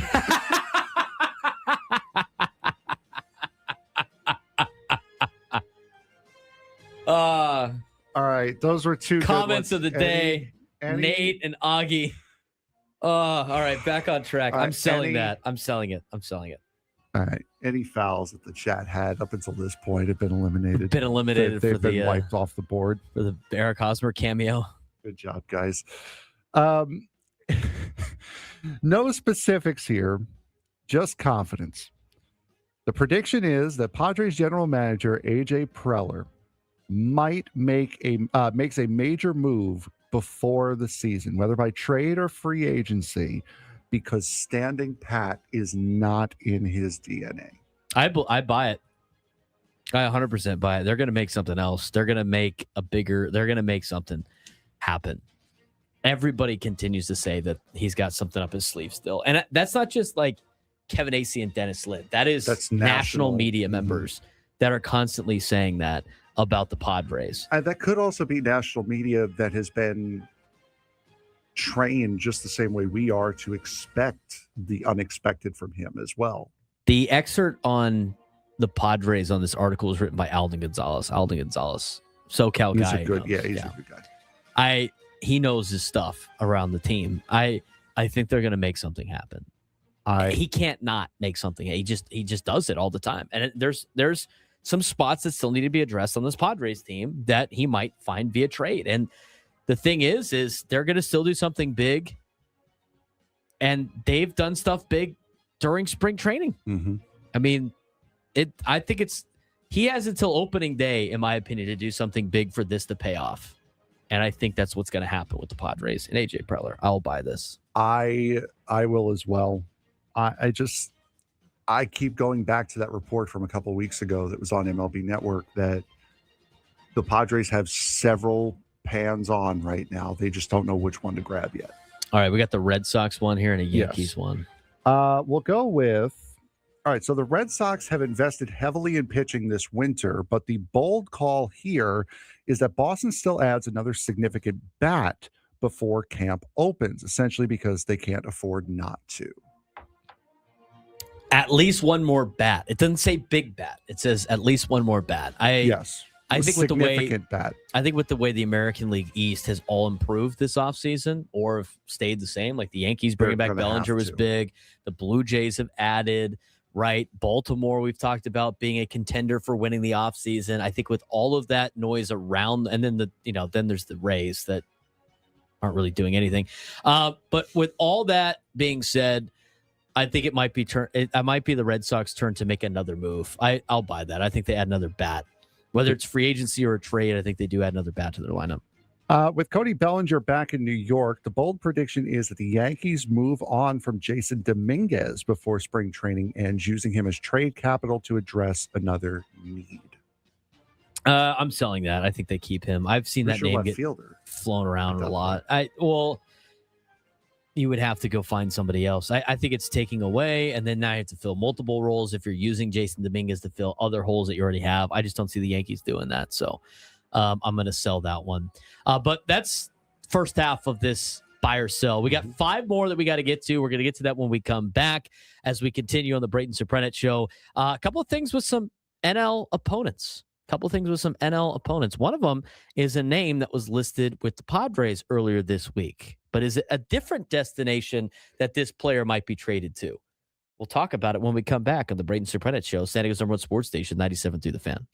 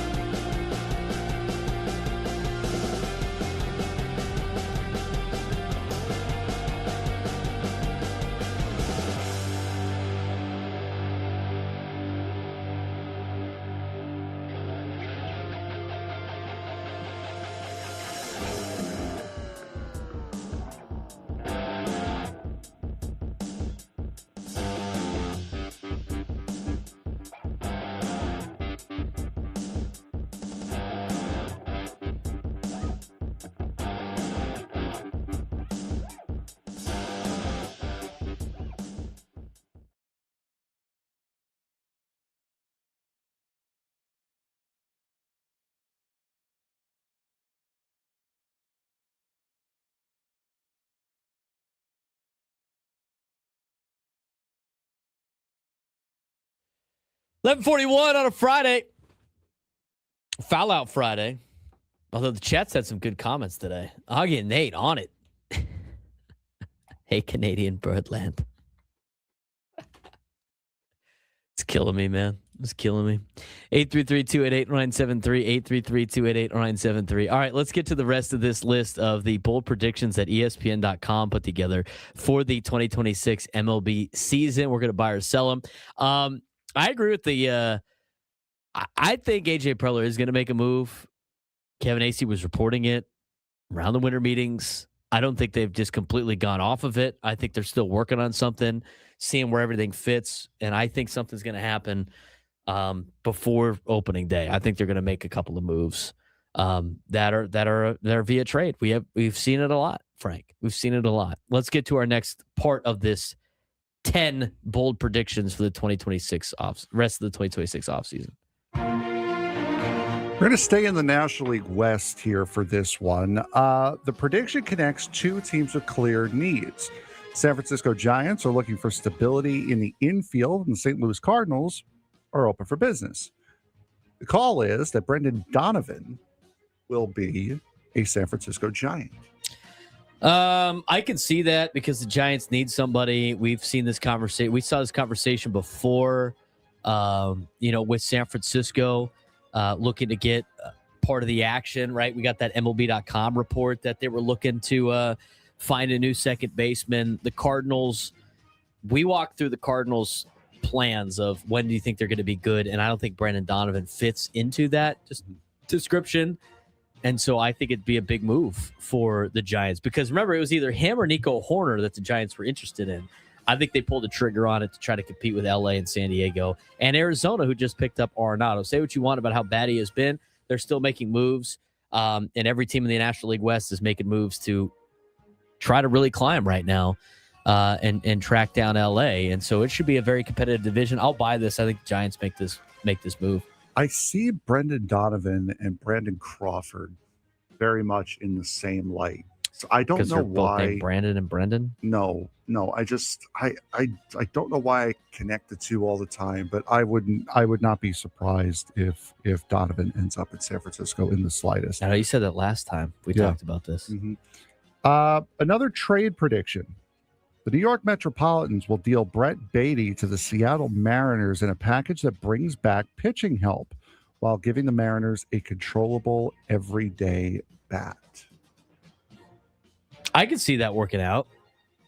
Mariners need a little bit more help with the offense. They've always had good pitching. Mets could use another arm. I could see this. I could see a deal potentially being made. I'll buy this. What about you, Mets fan? I don't, because they're working Brett Beatty out in left field. They don't have a left fielder right now. You just completed your 8-man field with Luis Robert Jr. I don't see why they would trade Brett Beatty. Because you can never have too much pitching. I mean, I guess, but I don't see it. This one gets a little bit creative. The prediction says that Nick Castellanos will stay in Pennsylvania this season, but he'll be playing in Pittsburgh instead of Philadelphia. With the Phillies covering most of his contract, giving the Pirates much-needed power without financial risk. I actually could see this happening. I'd actually buy this because now if you're Philadelphia, right, you want to get rid of Nick Castellanos. He doesn't fit part of your club. He's cost you $20 million. I know he's a free agent at the end of next year. There's really no place for him to play going into the season. This next season, he is, diminished in terms of overall production. There's been talks about, at least on MLB Network, that the Padres should be interested in Nick Castellanos. I don't really want Nick Castellanos here in San Diego. I think he has been. I just don't think he's very good anymore. I don't. I don't think he'd be a massive ad unless they eat a ton of money. Now, if you're the Phillies and I'm trying to get rid of this guy and I got to eat money and I'm paying him to play against me, I don't want to pay a contender for him to play against me. I don't want to pay anybody in the division for him to play against me. Why not send him to Pittsburgh? From the Philly standpoint, it's not a bad idea. And for Pittsburgh, it's like, hey, here's our star. Look, we're trying. We don't have to pay for him. And then I like this. I think this fits in. I think this fits in. Yeah, with the Pirates, because the Phillies, like, again, I'm not super sold on Nick Castellanos. I think his better playing days are behind him. You would have to get him for a steal if you're the Padres, and the Phillies aren't going to give him to a contender for a steal. They're not going to give him away for free. They'll do that to the Pirates, though, and that's why I think this makes the most sense for the Phillies in a potential trade. I think it makes sense for the Pirates, too, because the Pirates are never going to acquire a guy that has the 1 year, $20 million left on his contract unless, 60 to 70% of it's getting paid by the team that's trading them. Yeah, and that's why Rocky Gracio did in the chat, could the Padres trade for Nick Castellanos? It's better than what we have now. I for that reason, the Padres are not going to want to eat $20 million of Nick Castellanos for 1 year. And Braden, as you just laid out, they are not going to pay him to play on a contender. So I do not see the Padres getting Nick Castellanos for that reason. Better than what we have now. I mean, he had an 88 OPS plus last year. 100 is an average player. He had a negative 0.8 WAR, hit 250 with a 694 OPS, struck out 133 times last year. I mean, he's continuing to regress. He's 33. I got to get him for like $3 million. I know they're like, I think what the report was is they were going to hit him ground balls during spring training, get him some work at first base to potentially trade him. But even then, like, I don't know how much of an upgrade he would be at $20 million when I could get a guy like Paul Goldschmidt at age 37 for way less money and actually get more production probably out of Paul Goldschmidt than current Nick Castellanos. And Nick Castellanos was playing at a hitter's friendly ballpark last year. I will say you're going to wish you had him when the vice president of We Losistan has a house fire or something. I don't know. That's only if he's in the lineup. You're going to wish you had him then, though. Well, I'm sure. A reunion could be coming. The bold call here is that Justin Verlander returns to Detroit, providing veteran depth and leadership for a Tigers team trying to stay in playoff contention. I was reading I'd rather have him than a Rise, but he's not much better than a Rise, Nick Castellanos, in terms of like the offensive power production. The Verlander to return to Detroit, I could see that. Yeah, I could see that. I buy that. Like I mean, might as well if you're just. I could see. You know what I could see? I could see Justin Verlander doing exactly what Max Scherzer said he was going to do. Yeah. I mean, if you're Verlander, same thing. You got all this deferred money coming your way and made a ton, and you're 40-something years old, and what do you still need to play for? Make sure you play on a team that you want to play on and not waste bullets in spring training or at the beginning part of the season when a lot of guys know that it doesn't really matter that much in the grand scheme of things. I know every game counts, but if I had to pick a destination for Justin Verlander, the Tigers, I think, is a good fit. Tigers are a competitive team. They got a good rotation. It's even better with Tarek Skubal. Bring the veteran back. It's a great crowd pleaser, I think, for the people of Detroit. Bring him back to Detroit. It's a full circle moment, too, especially if this is going to be his last year. He can retire where he started, hopefully have another playoff run. I see that being a very You could do a lot worse move than Justin Verlander, too, for the Tigers. Yeah. The final prediction brings us back to Pittsburgh. The Pirates still need power, and the call is that they land Eugenio Suarez on a short-term deal to address major offensive gaps. Eugenio Suarez. I don't see the Pirates doing that because I think it's going to cost them money that they don't want to spend. I know they need power. The Pirates need a lot of stuff, and the Pirates never spend the money that they need. They need to address a lot of needs. So I will sell that. I think the Pirates are more likely to acquire Nick Castellanos in a trade than they are to sign Eugenio Suarez. I really do. Yeah, I mean, especially this has been rumored for the last couple of weeks, so this isn't quite going out on a limb. But I mean, 49 home runs last year. That's going to cost Pittsburgh a pretty penny, and I think that would be a guarantee that they know that a salary cap and floor are coming in the next CBA, and the owners are not going to budge if they go out and do something very un-Pittsburgh Pirate-like and go out and spend the money on a guy like Eugenio Suarez, something they would have never done. They've had one big signing this year, right? What? Ryan O'Hearn. That's the big signing the Pirates have had. That's the biggest signing they've had, right? They haven't signed really anybody else. Gregory Soto, I guess. Did they sign him? He's got a 1 year, 7 point. I'm trying to remember. They've been don't even know rumored. who's on the team. They've remembered. I remember. Sorry, remember what I said at the beginning part. They have been part of all of these equations, right? Oh, the Pirates are this, Pirates are that. They made, and I knew exactly what they would do. They would sign one guy for $14 million, act like it's a big signing. I thought it was going to be a rise. It was Ryan O'Hearn. And they're going to be like, look, we spent money, we tried, and we missed out on all these other guys because they wanted to go somewhere else. But they never actually were going to sign these players anyway. Yeah. You know what their payroll is right now? According to Fangraphs, on their estimated 2026 payroll? $79 million. No, it's way better than that. Oh, wow. They weren't even $79 million last year. They were $87 last year. Oh, okay. 95. 95. Woo. Less than 100. Yeah, no. They signed O'Hearn to try to make it look like they're in compliance when they put in a ceiling, soft ceiling of $300 million and a soft floor of $120 million. It's got to be tighter than that. I think so too. It's got to be tighter than that. I think it needs to be like 280. 300 is a good cap, I think. Did you see that thing I sent you last night with that guy? Dodger fans hate it. Hey man, I thought you guys were just the smartest people in baseball. Shouldn't it not matter then? The biggest issue with that proposal, and we discussed it last night, was a part of the proposal. It was a $300 million cap, a $120 million floor, deferred money not counting towards the cap is a crime. Because what's the keep? And I know the players have to agree to it. It's a two-way street. But what's to keep teams from just deferring a ton of money to remain compliant with the cap? What would be to stop that if deferred money didn't count towards the cap?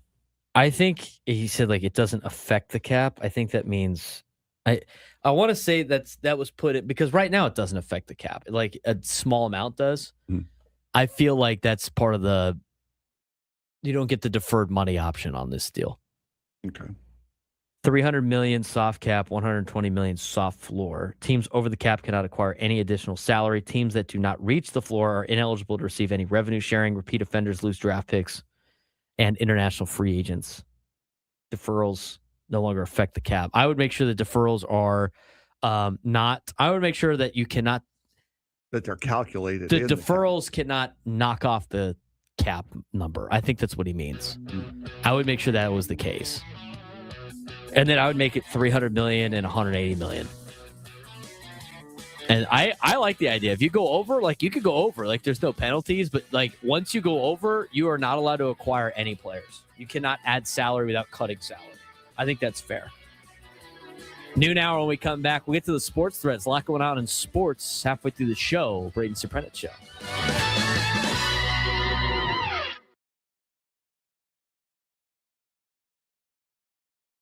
City is absolutely in place. Run that stupid game, brother. Thank you.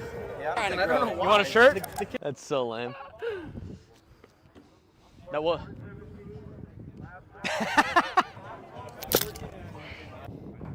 Swing like this. Where's it gonna go?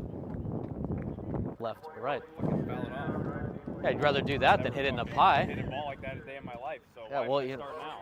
Because it's a different sport. That's why. Here, make sure you do the pull-up. Why don't we swing like that to hit line drives? Huh? Just hitting, spraying it. I mean, have you seen Luis Ariz swing a stick? Yeah, he don't swing like that. He might do that. He does that as practice swing. First Nabila 10 teams want to sign him.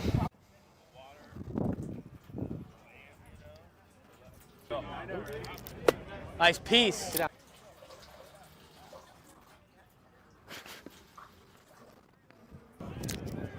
Nice ball. Nice ball. That's a run. Tied it up. Where's my cutoff guy? That's all I gotta say. Okay, let's go. Like this.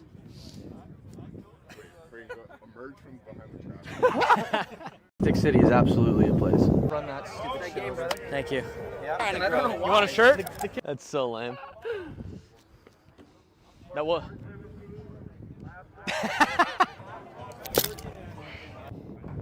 Swing like this, where's it gonna go? Left or right? Yeah, I'd rather do that than hit it in a pie. Hit a ball like that a day in my life. So Yeah, why well, should I you start now? because it's a different sport. That's why. Here, make sure you do the pull-up. Why don't we swing like that to hit line drives? Huh? Just hitting, spraying it. I mean, have you seen Luis Ariz swing a stick? Yeah, he don't swing like that. He might do that. He does that as his practice swing.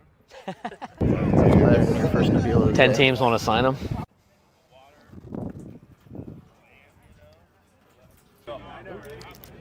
Nice piece.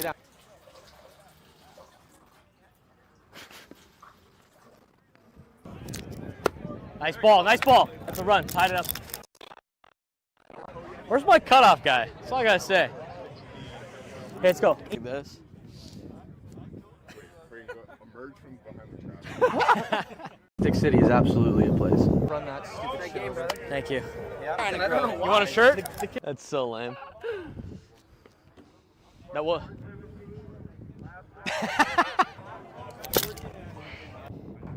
Swing like this, where's it gonna go? Left or right? Yeah, I'd rather do that than hit it in a pie. Hit a ball like that a day in my life. So Yeah, why well, should I you start now? because it's a different sport. That's why. Here, make sure you do the pull-up. Why don't we swing like that to hit line drives? Huh? Just hitting, spraying it. I mean, have you seen Luis Ariz swing a stick? Yeah, he don't swing like that. He might do that. He does that as his practice swing. Your first appeal of the 10 day. teams want to sign him.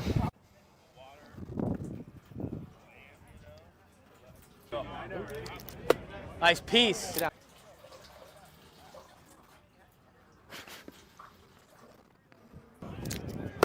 Nice ball, nice ball. That's a run. Tied it up. Where's my cutoff guy? That's all I gotta say. Okay, let's go. Like this. Emerge from behind the trap. Tick City is absolutely a place. Run that stupid game, brother. Thank you. Yeah. You want a shirt? That's so lame. That what?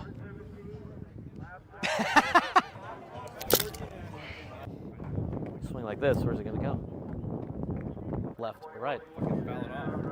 Yeah, I'd rather do that than hit it in a pie. Hit a ball like that a day in my life. So Yeah, why well, should I you start now? because it's a different sport. That's why. Here, make sure you do the pull-up.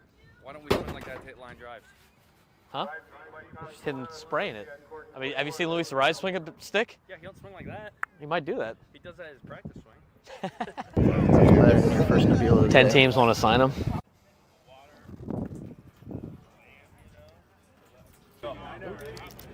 Nice piece.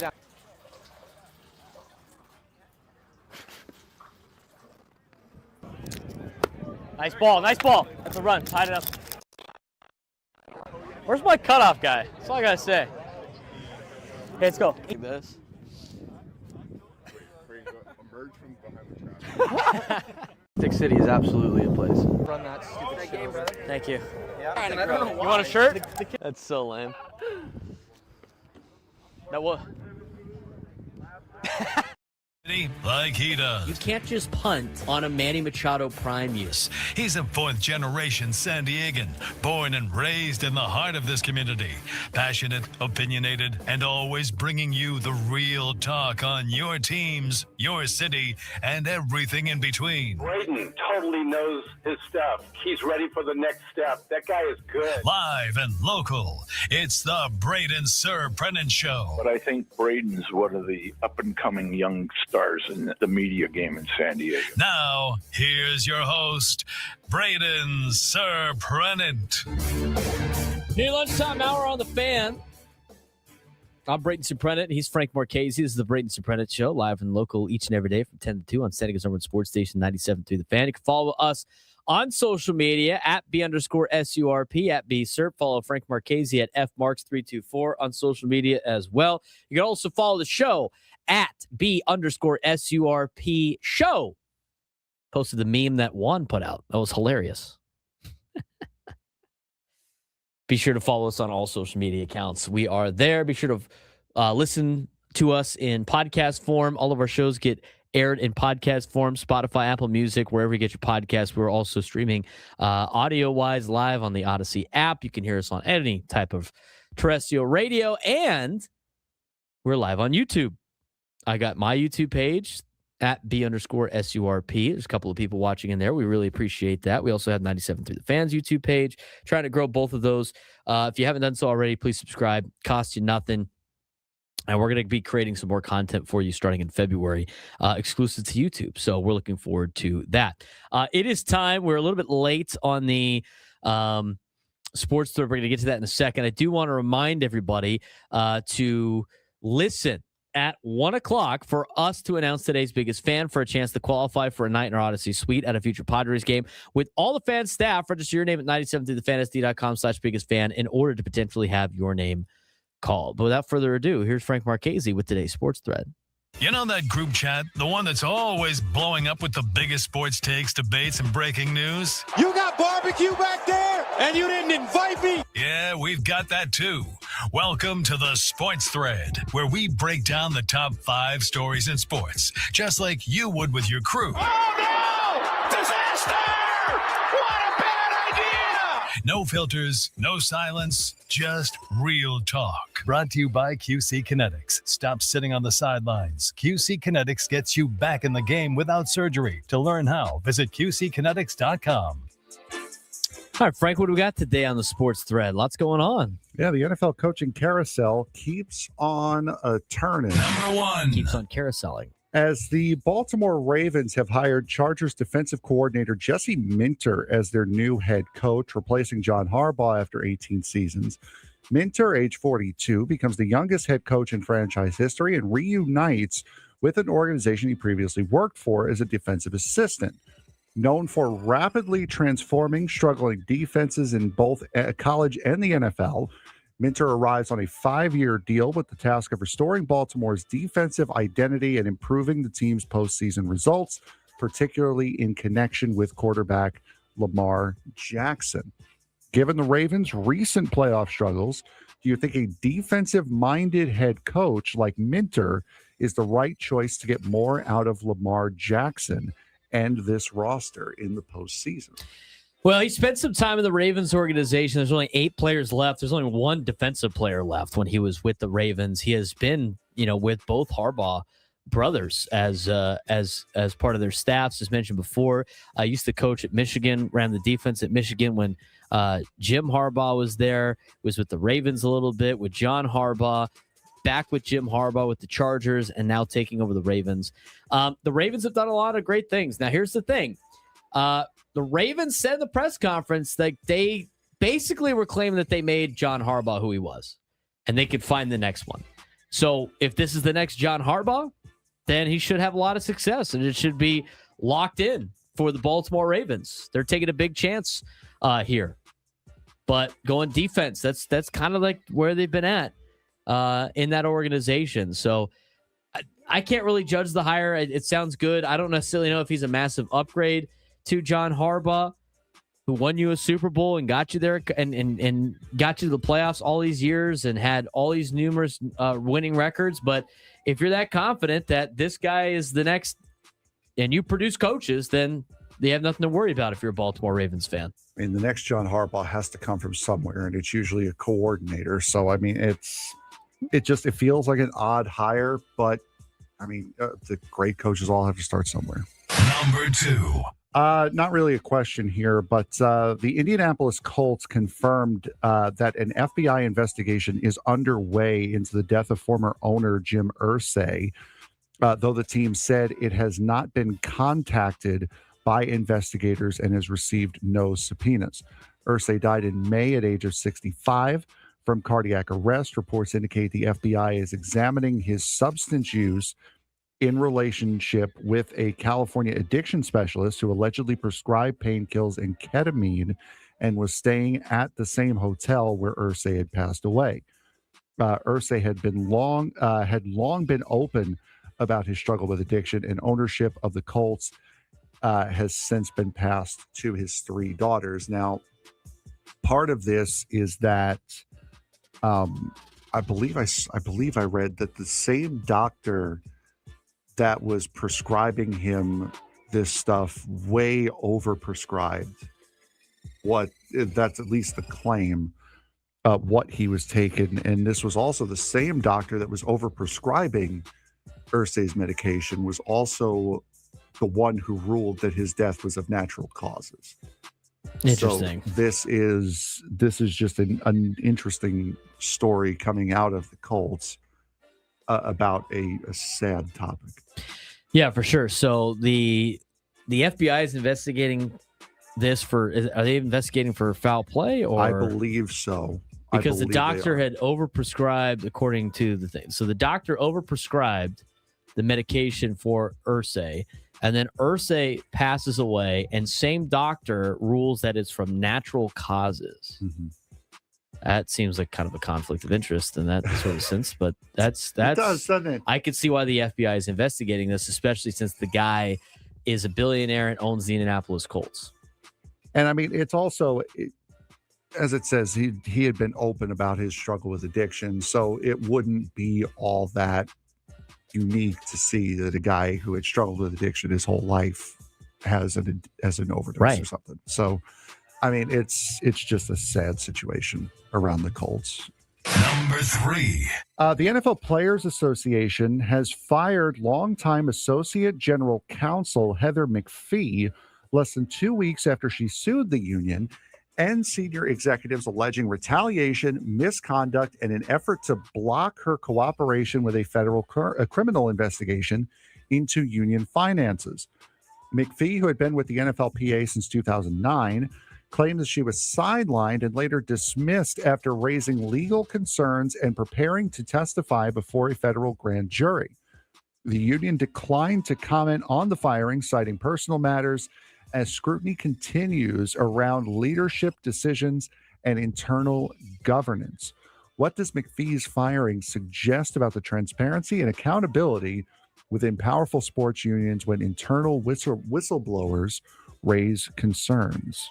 Well, everybody's got to protect their own assets, right? Isn't that what this is kind of about? Just remove the sets part of assets. Yeah, exactly. Yeah, there you go.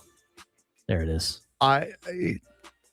We had discussed this a couple months ago that there was some sort of legal financial issue with the NFLPA and how the NFLPA, which is already one of the worst unions out of all the sports unions, is just gotten worse. This sounds like it's trickling from that as well. So McPhee, who noticed something was wrong, blew the whistle, and now the players union is going, well, it's fine, keep it quiet, go away. Right, exactly. That's why they have whistleblower laws out there. It seems like they're trying to cover something up over there in the NFL Players Association, which they had a lot of other issues too over the last couple of months. Didn't they have some issues too with they ended up firing the guy in charge because he was doing something bad. Mm-hmm. I think he was colluding with the NFL owners, and stuff like that. So they got a CBA coming up. We'll see how that goes. The players usually get the short end of the stick most of the time. It's wild. Number 4. On to the next one. Timothy McCormick was sentenced to 2 years in federal prison, becoming the first person punished in a broad NBA gambling conspiracy tied to players Terry Rozier and Jonte Porter. McCormick admitted that he used non-public information to place profitable bets on players' performance, defrauding sports books. The judge acknowledged his long-standing gambling addiction and imposed a lighter sentence than prosecutors sought, while still emphasizing the serious damage done to the integrity of sports. The case remains active for others involved.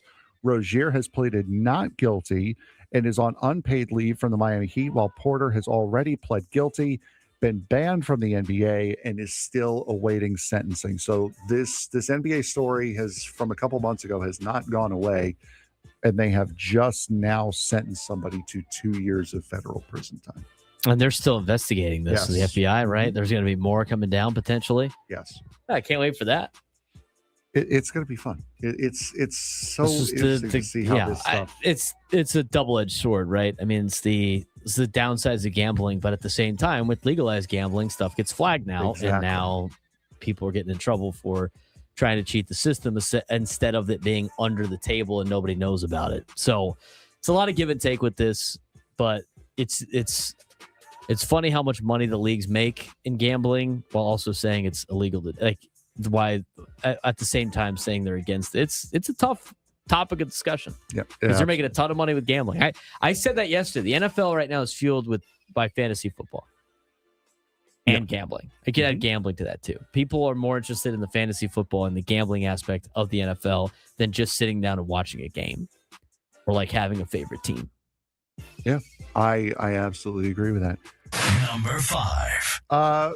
This episode of the Sports Court will continue here on this last one, as former Michigan football coach Sharon Moore has pled not guilty to federal felony charges of home invasion, stalking, and illegal entry, with his attorney arguing the case should be dismissed entirely. Defense lawyer Ellen Michaels. I'm sorry, he says it should be just dismissed? Yeah. Wow. Didn't he show up threatening to kill himself and the... Yeah. Yeah. Yeah, he did. Defense lawyer Ellen Michaels claimed the allegations stem from misleading information given to police by the accuser's attorney, accusing them of exaggerating events to pursue potential financial settlement from the University of Michigan.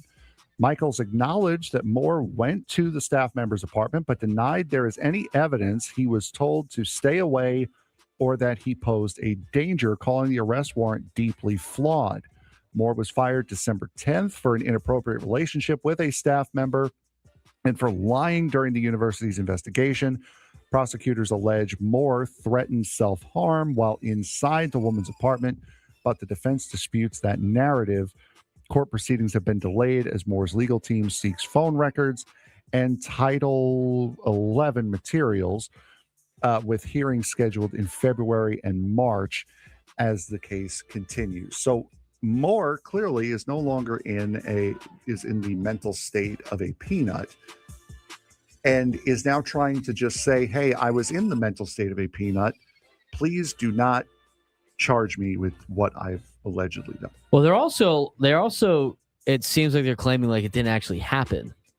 And that the arrest report was claiming wrong, the way right? it happened. They're claiming that the way it happened wasn't actually how it happened. Correct. So they're claiming that the police report is false just based on the eyewitness account of the victim, is what they're claiming. They're claiming there's another side of the story, and there's no and they're claiming the whole you can't. There's no evidence that proves that this story is accurate aside from the victim. Isn't that what they're kind of claiming? The defense says that he did go there, right? But the events that transpired are different from what was leaked to the media. Correct, which was from the police report. Yes. So they're claiming the police report is false, and the police report is a police report because of them recording eyewitness accounts, which was the victim. Yes. And so they're claiming unless you show the physical evidence of this actually happening, then it's kind of a he said, she said of what actually happened in the case. So that is a way to do it. If you're the defense, I mean, I don't know how. I mean, you're trying to defend this guy. I don't know how much more you possibly could without doing something like that. So we'll see the evidence until the evidence comes out in the court. It's hard to really rely on that, but they're denying that actually took place to the details it took place. I mean, I don't know what else. I mean, you don't know. None of us were there. None of us are going to know what happened. The only people that know are Sharon Moore and the staffer. That's it. Those are the only two people that were there, and whatever the phone records say of text messages and calls and things that happen of that nature. Unless there's cameras inside that apartment or that place. It's what she said happened and what he said happened. If it's an apartment building, I would have to assume that there are security cameras in the hallways outside. Right, but doors. That only proves that he was there. That doesn't prove. It can also kind of prove the mental state that he's in, because if he is like fidgeting around, and that you can show that. You can also see that if he's walking stoically, if he's got his head up, and then he's fine. Then he's not in the mental state that was claimed in the police report. So you can kind of read body language in the case like that, but as soon as he goes into the apartment, there's no telling. Right. I mean, you can read the body language, but you can't. That doesn't prove that he had a knife. Does not prove that he threatened to kill her. Does not approve. No, that doesn't prove a lot of that stuff.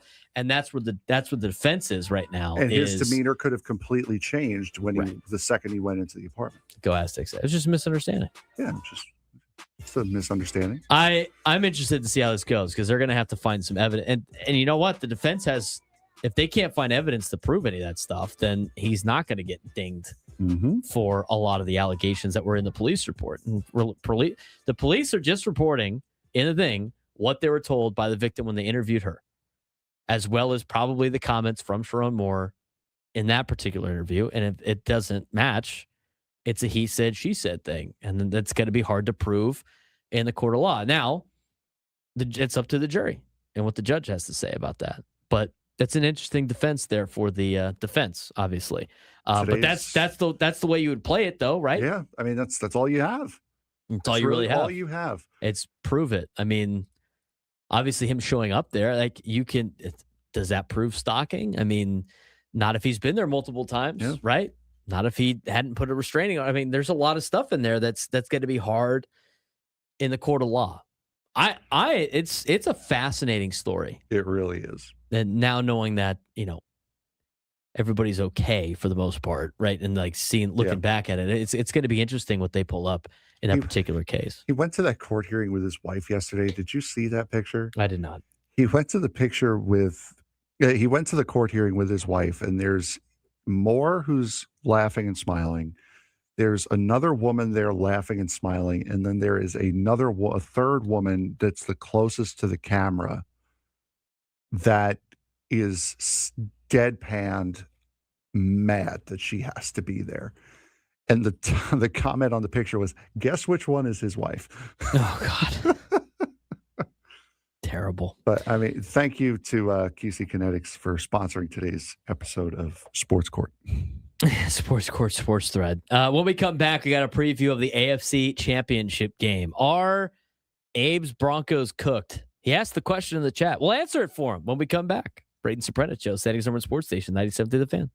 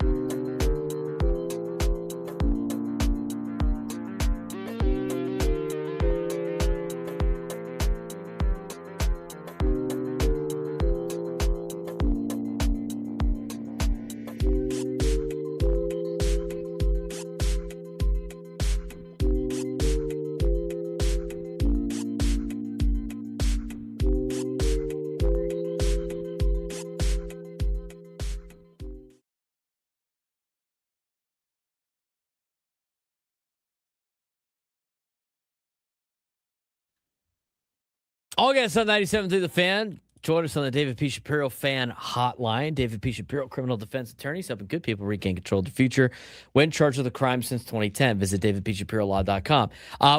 It'd be great to get a contestant for today's Midday Sports Standoff.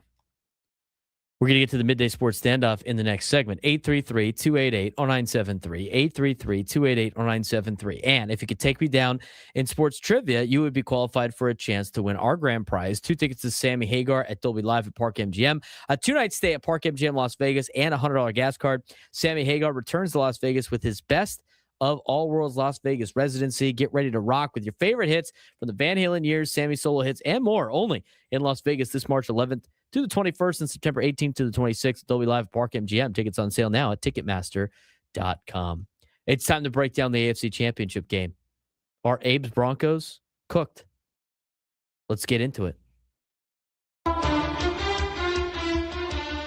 right, Frank, take it away. Oh, we're rolling with this. Okay. Let me get to it here.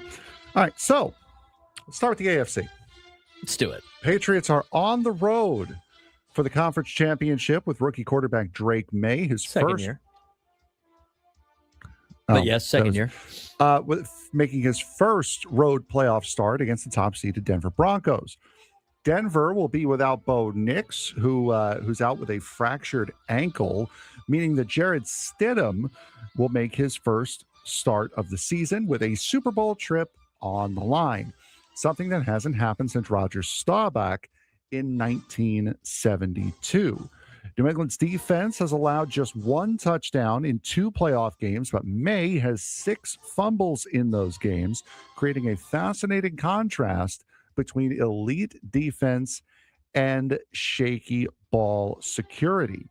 Denver's defense has been dominant overall, but one statistical weak spot stands out. They allow 5.8 yards per carry on duo runs, and New England runs duo at the 3rd highest rate in the NFL. Bold prediction here from Ben Solak. Patriots corner Christian Gonzalez jumps a route and takes one to the house for a pick 6. Buy or sell that? And who actually survives this game? All right, let's talk about the game in general. So, I can't believe that. Oh, Patriots are favored by 5.5 because the fact that Jared Stidham is starting quarterback for the Denver Broncos. I like the Patriots in this game.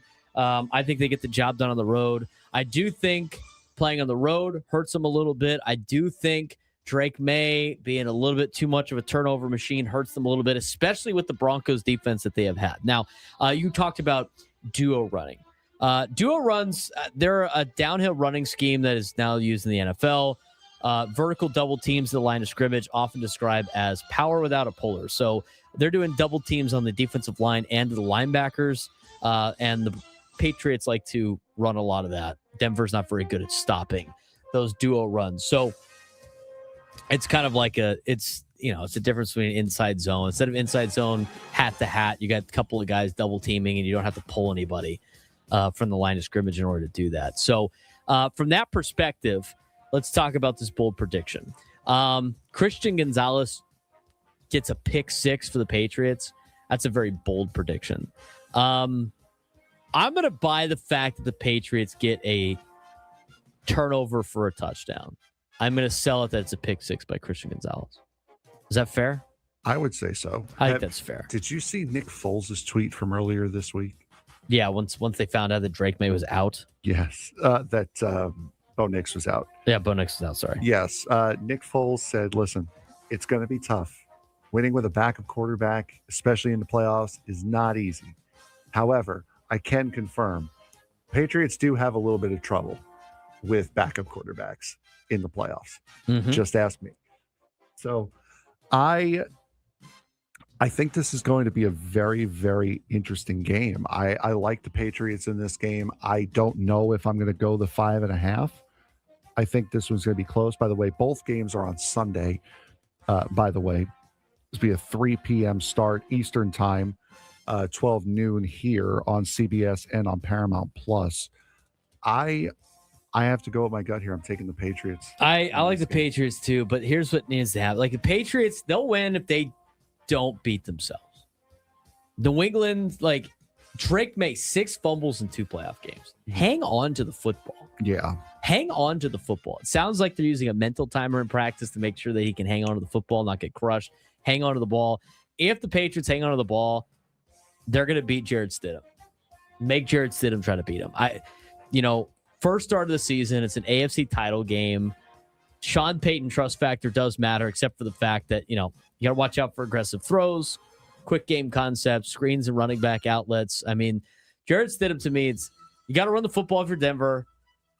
Quick game. Got to run some quick game at the perimeter. Get Jared Stidham a couple of early throws to get settled in, and hopefully he doesn't turn the ball over. And guess what? I am running the clock as much as I can. And the defense is good for Denver. Like, they force a turnover or two. It flips the game. It flips the game back into Denver's favor over the Patriots. Let's see if they can win without a quarterback. That's the biggest takeaway in this particular game. But I think New England is set up to have. They're set up to win this football game and to get back to the Super Bowl without Bill Belichick and without Tom Brady. It almost goes back to maybe those guys were in the perfect situation the whole time of them both being in New England. I mean, how fast did the Patriots turn that ship around? Yeah. I mean, all they had to do was replace the guy that Bill Belichick appointed to be his interim. Took him 1 year. Like, oh, yeah, go ahead, coach for a year. He was not very good. They brought in Mike Vrabel, who played in the organization during that dynasty. They drafted a good quarterback in Drake May. I said it during the draft. Go back to the draft show. Drake May's the best guy in this draft. He was the best guy in that draft.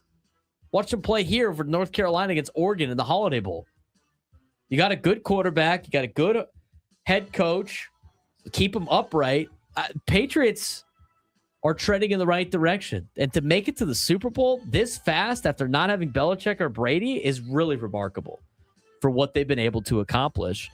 And it's interesting that they're starting to hit their stride right as the time the Bills' wheels are about to fall off. Mm-hmm. Yeah, Has the window closed for the Bills now, Frank, because of the Patriots? Absolutely. I would say absolutely. I think the Patriots' reign of terror is back. The evil empire's back, baby. It's not so evil right now, though. No, because they're not. You've got likable characters. Drake at the May's a top likable guy. Mike Vrabel's a likable guy. I like that organization. I mean, I'm not a huge Robert Kraft fan, but I don't hate the Patriots anymore. They don't have the players that hate the Patriots. They don't have the team that you hate anymore. One thing that we always talk about, and we talked about, it was the big point of our first hour yesterday, was do not let the officials decide the game. Looking at, we know the officiating crew for this game, Alex Kemp's crew is going to be officiating this game. And one thing to know about them is they have the highest rate of defensive pass interference calls out of any officiating crew. Both teams benefited greatly from defensive pass interference calls last week. So another key to this game is going to be make sure you do not give the officials a chance to impact this game. Force them to keep the flags in their pockets or on their hip, wherever they have. Like I said before, Jared Stidham, running back checkdowns, screens, quick game, keep it simple for them. Try to win with the running game, try to win with the defense. And they might have a chance to win. And don't go to overtime, because the rumors of Denver losing that game because they were trying to get the game over so everyone could switch over to the next game. Yeah, don't do that. You got the first game. You got the first game out of the two. Please do not go to overtime. Don't give the officials more reason to get involved in this game, please. All right, when we come back, we're going to get to our midday sports stand-up, but we're also going to break down the NFC Championship game. We both think that the Patriots are going to advance to the Super Bowl. What about on the NFC side? We'll tell you when we come back on the Braden Surprenant Show, Standings Number One Sports Station, 97 through the Fan.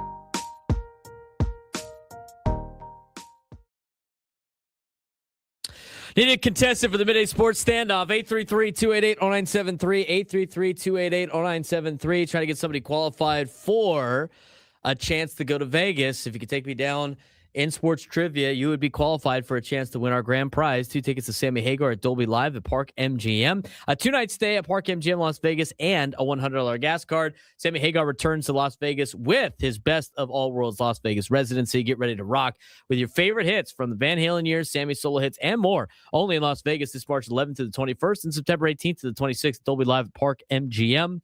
Tickets on sale now at Ticketmaster.com. He's Frank Marchese. I'm Braden Surprenant. This is the Braden Surprenant Show. San Diego's number one sports station, 97.3 The Fan. I just got my, you can't go to you can't go to high school games anymore and like buy the ticket there. You have to buy everything like pre-online. So I had to buy the 2 tickets for tonight's game. But the app that they use for all the high schools here in town, when you view the ticket, like they already use it, you have to hit use my ticket. Yes. And then it clears it. And then it says you've already, like, you could just physically do it. So you could accidentally use your ticket right now and then it doesn't count. Yep. It's like, oh, this ticket's already been used. What a flawed system that is. Because it's confusing because it says view my tickets, but then it's like it doesn't pull up like a ticket. It just says use the tickets. Yeah, and it doesn't pull up a QR code or anything. It's right. Like for them to scan. It's the way it worked, at least where with the games that I've gone this year, was they press it. Right. They press the ticket. Right. And then but you can accidentally do it though. Yes. That happened to my brother earlier this year. He was trying to pull up the used ticket, like pull it up for a QR code before he got to the gate. They're like, "Are you to use this ticket?" He's like, "What are you talking about?" So dumb. Tickets are so cheap. The game tonight, I'm going to the Cathedral Saints games at 7:30 at St. Augustine High School, and it's $11 to get in, which is fine. Like you can't just like have the ticket stub. We just can't do that. Do we have to? Do we have to make it this electronic thing? I'm sure it's some deal CIF sign where they're getting paid by whoever this company is to make it happen. But you got to find ways to make money for CIF to be able to fill all these things. But come on, Bailey coming in hot with the back in my day 4 years ago. We had physical tickets. I always had physical tickets, like in IO. I remember having to buy tickets for basketball in high school. Mm-hmm. It was like a little ticket stub that you can get at like Party City. You know, those like roll of tickets for like 50-50. Yeah, so that's what the deal was in high school. You had to show your like student ID to get a student ticket because it was like $6 or something. It was something really cheap for a student ticket.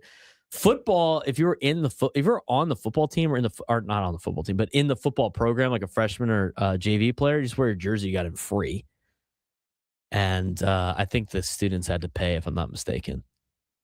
But I just had to make sure I got them now. I didn't want to go down to North Park and not have tickets, especially with like Saints Cathedral is always like a big kind of game. Wouldn't know that in football anymore. They don't play as in football anymore. That's another side topic. I got the league schedule finally for next year, like what the leagues are for football. And they do it's a mandatory cross league again. And it's just based on like how you finish.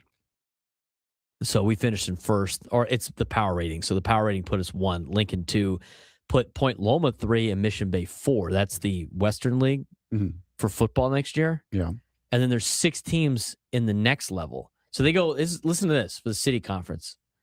I understand why they do it because there's not enough. They don't have enough teams at the same level of Lincoln Cathedral to make it worth anything. Yeah. But they have, the city conference has 20 schools in it. There's 20 schools in the area here that are part of the San Diego Unified School District. And then, of course, St. Augustine and Cathedral and Christian are the 3 private schools that are a part of it. But there's 20 schools. They take the top 4 based on your power rating, and they're in the Western League. And then they take the next 6, and you're in the Eastern League. Then they take the next 5, and you're in the City League. And then they take the next 5, and you're in the Central League. But instead of just putting a 5th team just to make it simple and easy, they go 4 and 6 at the top, and then they make them play this cross league game, which to me doesn't make any sense. Bless you. Like a cross league to me is you go 1 versus 1, 2 versus 2, 3 versus 3, 4 versus 4, all the way down, right? Mm-hmm. But the problem with that is if the top 4 teams are already in one of the leagues, one is really playing 5. Yeah. And then 2's playing 6. It doesn't make any sense to do a cross league. So Cathedral's playing La Jolla in a cross league game and Lincoln's playing Saints. It's like, can we just flip that just to get the Charity Bowl back? It seems kind of simple, but like if they're not going to do that, it gets to a point. It's like, why are we even playing this game anymore? I find myself asking that question, and I guess that's 2 years in a row. You're not going to play that game. So we'll just, I guess, play it in basketball and the other sports, but not in football anymore. 833-288-0973, 833-288-0973. All right. Still enough time for the midday sports standoff. Let's get to the NFC Championship preview, Frank. Let's do that. Ha! You thought you were going to get some extra work in. Yeah, I know, right? I thought I could catch up, Yeah, that's okay. Sorry to the people who are waiting on the podcast. The NFC title game gives us a rubber match in the NFC West as the Rams head to Seattle looking for their 3rd straight road playoff win, something the franchise has never done. These teams split the regular season and were separated by 1 point and 1 yard across 2 games. 58 points to 57 and 830 yards to 829. Foul. English are hard. Yeah, Foul out Friday. There it is. You heard it. I just watched Fletch the other day, by the way. You've faintly heard it. Put on the Underhill tab. The Rams throw deeper than anyone in football, leading the league in air yards per attempt, but Seattle allows the fewest air yards per attempt of any defense. Seattle's defense could lean heavily on Kenneth Walker III, while Zach Charbonnet is out for the year. The bold prediction, Walker clears 116 yards for the 2nd straight week. So buy or sell. And who punches their ticket to the Super Bowl? I will buy the Kenneth Walker situation. Okay. I will. Charbonnet is out, so most of the volume is going to be locked into Kenneth Walker Jr. The third, sorry.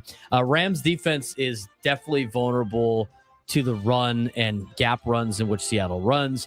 Seattle wants fewer Stafford possessions, ball control, play action off success. That leads to a lot of handoffs and a lot of run plays to Kenneth Walker III. I will buy this, Frank. How about you? I will do the same thing. Walker looked like he was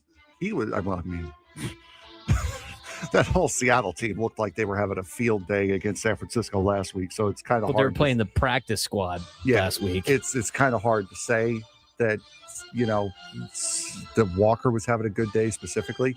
They're showing on the NFL Network right now the game at SoFi. Rams are leading going into the 4th quarter, 21-12. Sorry, spoiler alert. Thanks for telling me what happened in the Week 11 game. Yeah, sorry. I said no, going into the 4th quarter. Hey, you know what? There's some people at Big League Dreams in Paris right now that think it's live. Joke from a couple weeks ago. I still couldn't believe that. That's a cheap shot right there. Hey, for all the people that might be watching tomorrow. There's a foul there. You know what? That's going to air on NFL Network again tomorrow. It is. Tomorrow there's a softball tournament in Paris. I will not be participating in it. That game will be on all the television screens instead of college basketball because they're going to think it's the game. They're going to think it's the game. Lads. I'll take another foul for that. I already did. I'll take multiple. I don't know. Okay, so there you go.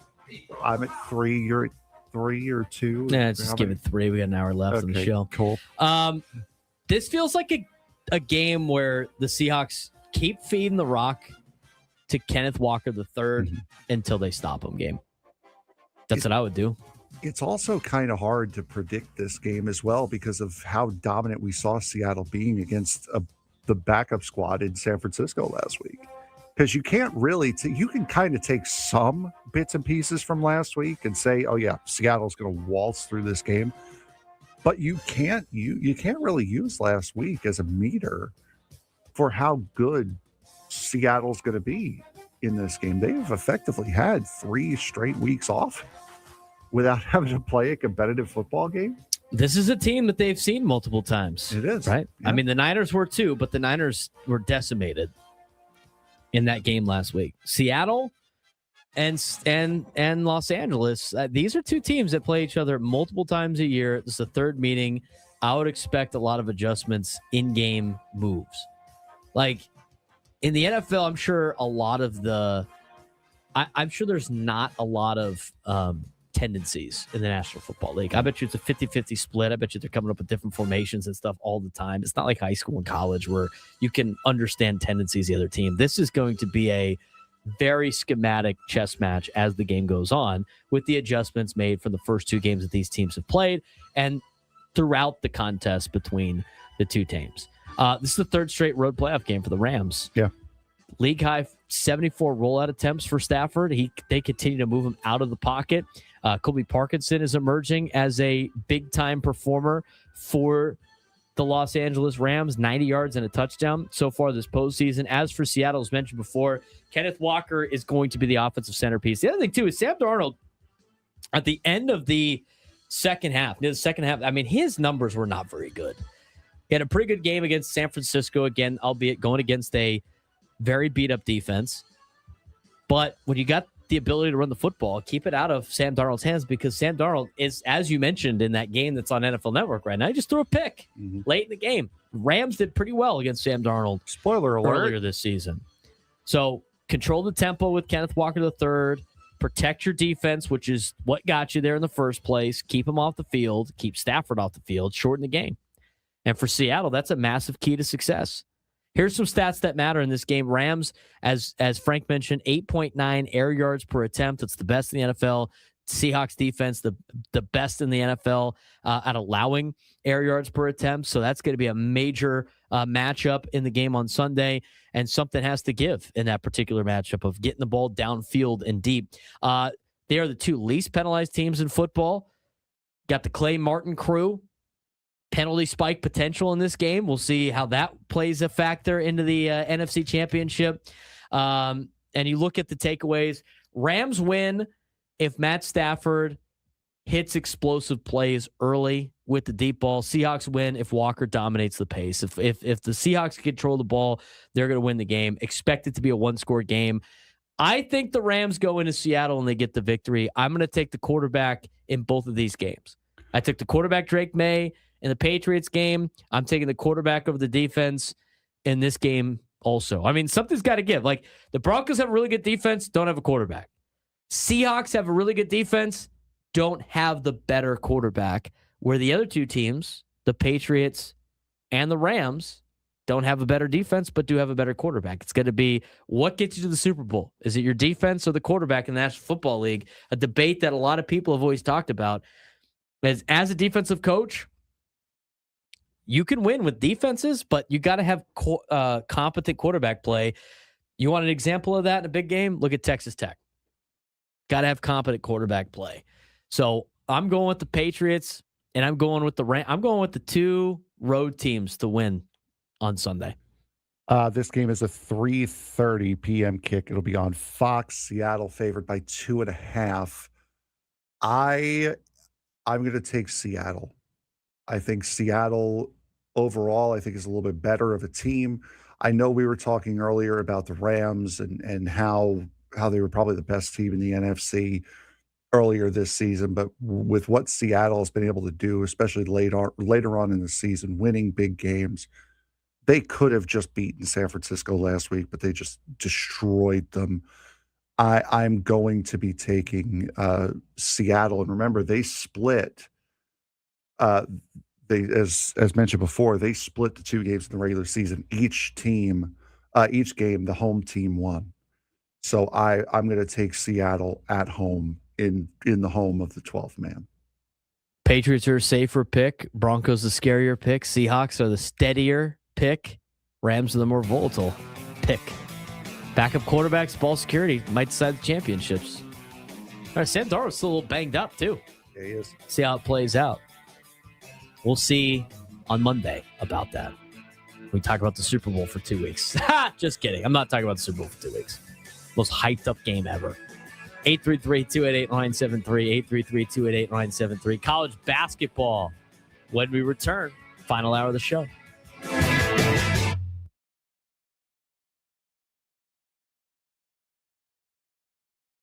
Come on, baby. Come on. Let's go. Oh, there we go. Did the director's cabinet give you that shirt? Did you block out the noise and just swing it?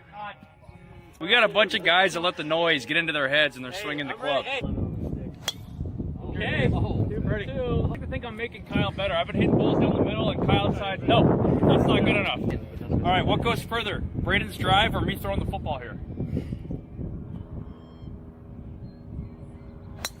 Oh! Shot. Wow. Hey, put that one in between commercials.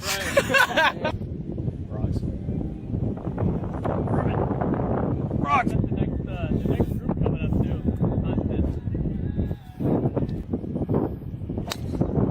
Ow! I don't know how good it is. Punch. 1840. Ha ha. Phillip Rivers. He played quarterback in high school, by the way. Falcon. They didn't have many quarterbacks in Colorado. Falcon we got here. How we I could just put it in my bag. Do you have one of those? Do you have one of these? We didn't win, but. Wow! That's Gary's 7th mulligan. I think I'll pick up that other one. Cigar guy. Trade myself to there. That's not a bad putt. Cut. Get there! Oh, we got a bird, right? Under now. That was a great putt by you, by the way. I don't know why you want to be on camera. What? One. Hey, bud. Go. Come on, baby. Come on. Let's go. Oh, there we go. Did the director's cabinet give you that shirt? Did you block out the noise and just swing it? We got a bunch of guys that let the noise get into their heads and they're swinging the club. Okay. I think I'm making Kyle better. I've been hitting balls down the middle and Kyle decides, no, that's not good enough. All right, what goes further? Braden's drive or me throwing the football here? Oh! Shot. Wow. Hey, put that one in between commercials.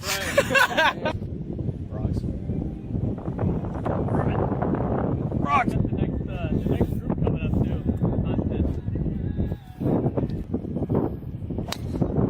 Ow! I don't know how good it is. Punch. 1840. Ha ha. Phillip Rivers. He played quarterback in high school, by the way. Falcon. They didn't have many quarterbacks in Colorado. Falcon we got here. How we I could just put it in my bag. Do you have one of those? Do you have one of these? We didn't win, but. Wow! That's Gary's 7th mulligan. I think I'll pick up that other one. Cigar guy. Trade myself to there. That's not a bad putt. Cut. Get there! Oh, we got a bird, right? Under now. That was a great putt by you, by the way. I don't know why you want to be on camera. What? One. Hey, bud. Go. Come on, baby. Come on. Let's go. Oh, there we go. Did the director's cabinet give you that shirt? Did you block out the noise and just swing it? We got a bunch of guys that let the noise get into their heads and they're swinging the club. Okay. I think I'm making Kyle better. I've been hitting balls down the middle and Kyle decides, no, that's not good enough. All right, what goes further? Braden's drive or me throwing the football here? Oh! Shot. Wow. Hey, put that one in between commercials.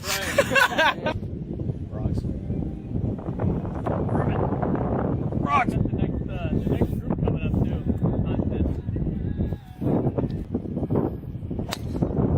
Ow! I don't know how good it is. Punch. 1840. Ha ha. Phillip Rivers.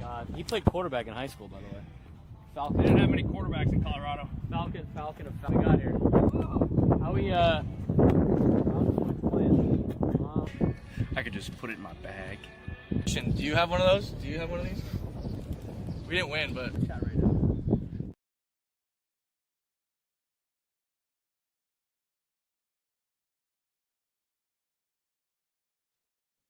1 o'clock hour on a Friday. I always know parking's going to be good on a Friday for us coming to work, especially when there's a little bit of rain. I haven't seen a soul in the building all day. No, I haven't either. We got our one sales guy here who's here every Monday and Friday, and that not a lot of action. Gwen and Chris doing their show today? Or last Friday? Coming up next, Gwen and Chris. Just kidding. They're not here. Or not. I think they are doing their show tomorrow. We'll see. Not. Or not. Or not. All right, it's that time again. Is it now? Yeah, what time is it, Frank? 101. Nothing else? Not that I could think of. Is it time to disappoint Nate? Is that what the time it is? It's time to disappoint everybody in the chat. It's time to disappoint everybody in the chat. Today's biggest fan. Generator time. Time for today's biggest fan. Congratulations, today's biggest fan, Matthew Rosink. Roesink. Matthew Rosink in San Diego. Give us a call in the next 10 minutes at 833-288-0973. 833-288-0973, and you'll qualify for our grand prize, 20 tickets for you and your friends for a night in our Odyssey Suite at a Padres game with all the fan staff later this season, catered by Spiro's Mediterranean Cuisine. Remember to register your name at 97throughthefantasy.com/biggest-fan. Matthew Rosink in San Diego. You got 10 minutes. 833-288-0973. 833-288-0973. Give us a call. You're today's biggest fan. Biggest frog. And chat is mad at us. Of course they are. I will say, though, I don't come up with a name. We're on a 2-game streak here. We're on a 2-day streak here. It's called back-to-back wins. 3. It's called a winning streak. It has happened before. Are you trying to quote Major League right now? I was, yeah. I know I messed it up. I know I did. Biggest fraud. Biggest fan, Matthew Rosink in San Diego. 833-288-0973. 833-288-0973. I want to go back to that wing conversation from earlier today. Okay. I'm not anti-ranch. I like ranch. Now, if that makes me a child liking ranch with anything, then I'm a child. I like ranch dressing. You got a problem with ranch dressing? My dad thinks ranch dressing is only for children. I disagree. Ranch is a solid side. Ranch is Californian. From Santa Barbara. Ranch dressing. Now, our boy Sushi Sam, who is a Bills fan, allegedly, went to Buffalo not too long ago to watch a Bills game, and he got exposed for not being a real Buffalo Bills guy. Well, let me tell you. Because he ordered a side of ranch with his wings, and the entire place looked at him like he was nuts. So, try to do that. All right. What do you got on the ranch situation? I'm not a big ranch guy. I like ranch. Ranch is solid. I am not a big You like ranch blue guy. cheese? No. Do you like any type of sauce? Yeah. No, I do. Do you even like wings though? Yeah. All right. What's your wings order? Flats or drums? Bone in, boneless. We've done this bit before a long time ago, but boneless, first of all. I'd rather do boneless too. You know what? If you want to call me a child for eating boneless wings and they're just nuggets, that's fine. I just think it's easier to eat and it's better for me. Yeah, that's not like I'm better fine with physically. It's just it's easier. I have a thing about eating bone-in chicken. I can't. There's a lot of people like that. I cannot eat bone-in chicken because I don't want to accidentally.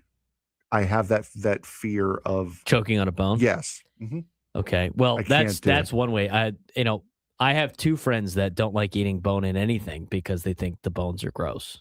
They start thinking about like the animal. I don't know what it is. Like I don't have that problem. I don't have that problem either. It's the choking on the bone thing. So our buddy Mike can't do anything with bones in it. He's got to eat it with a fork and knife, that's why he eats boneless wings. Mm. And then my friend, she also can't do that. She can't do the bone in anything. if it has to be bone in something, it has to be and bone. Like there cannot be more than one. It has to be just the one. So no flats for you then. No. Drums only. So if we have to go bone and wings, we're going drums only. Yes, and a mild buffalo sauce. Yes. Now, one's girlfriend's got the bone problem too with the can't eat the bones. Interesting. I would prefer flats over drums. Bone in is extra work. It's more work. I don't need to deal with the work. You're just eating chicken nuggets. So be it. It's still chicken. What does it really matter? Does it really matter? I'm still eating chicken with buffalo sauce. Does it really matter? I'm having fun. Now, let me ask. If you really want to be cool with it, you can put the bone-in wings in the shape of dinosaurs, and we're on it. Like we're having fun then. The boneless wings in the shape of dinosaurs? Yeah, just make boneless wings in the shape of dinosaurs, and we are all good. All right, Mendoza. You know what? That's fine. You can call them saucy nuggets like Wendy's does, I guess. What is your sauce of choice for wings, Frank? If it has to be like a spicy buffalo sauce, it'd be like a mild spicy. I like barbecue. Barbecue would be my go-to though. I'm out on barbecue sauce. Sorry. Unless that it's just like means more for me then. Unless it's like a spicier Texas style barbecue sauce. Unless it's a Are you okay? Are you okay? Juan, Mom, where are my frog-shaped nuggets? No, I don't know. I don't know why that got me, but Bailey's comment, biblically accurate dino nuggets, that got me for some reason. Hilarious. That's a foul on you for malfunctioning and falling off the rails of this segment. He draws the foul. Okay. I don't know why that got me, but it did. Did you see his face? It's redder than a tomato. You look like pasta fazool over there. All scrambled, red sauce. All right, well, Frank's taking a break because he can't pull it back together. No, I'm good. Okay, you all right? Yes, I'm fine. You okay? I'm fine. Okay. Foul on Bailey for ruining the show. No foul on Bailey. That was good. That was good. All right, so you go with barbecue wings. I would go with you don't go with barbecue, honey mustard, garlic. No, I'm not really a mustard guy. Garlic parm. I would do garlic. I love garlic parm wings. Yeah, I would do garlic parm. You got to get a little garlic parm, a little buffalo. You know, and a lot of the places with the buffalo sauce, the sauce is the same. They just like add more. So if that's the case, then just give me the mild. I don't need it to be dripping in sauce. Mm-hmm. Mild to medium wings, totally fine with me. Do like a good garlic parm too. If I had to go bone in, I'm going flats over drums. I prefer boneless though. How much of how do you like your wings cooked though? Grilled, smoked, fried? Fried. Yeah, you like the crunch a little bit? Yeah. Some of those are pretty good. Yeah, fried, especially if they're not, especially if it is crispy, because it holds the juice in there a little bit better for me, at least.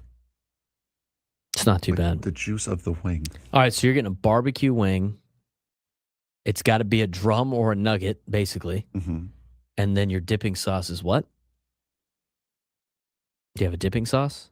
No. Do you have a naked wing and you dip it in barbecue sauce? You don't have a barbecue sauce? You just no dipping sauce whatsoever. Well, no, I mean, if it's got the barbecue sauce on it, what do I need to dip it in? It's the dipping sauce is already on there. So I don't need it. I don't need another dipping sauce. That's called putting a hat on a hat. Yeah, but when people have like buffalo wings, they dip it in blue cheese. Yeah, I know. That's because they're admitting that the buffalo sauce is too hot for them. Is that what they they're got to cool it down? Is that what you're saying to Nick Monte in the chat? Sorry. Is blue cheese? He can't handle the buffalo wings, so he's got to dip it in blue cheese. I think ranch is fine, but like you can't go to Buffalo and disrespect their food like that. Let me ask you this question. Yes.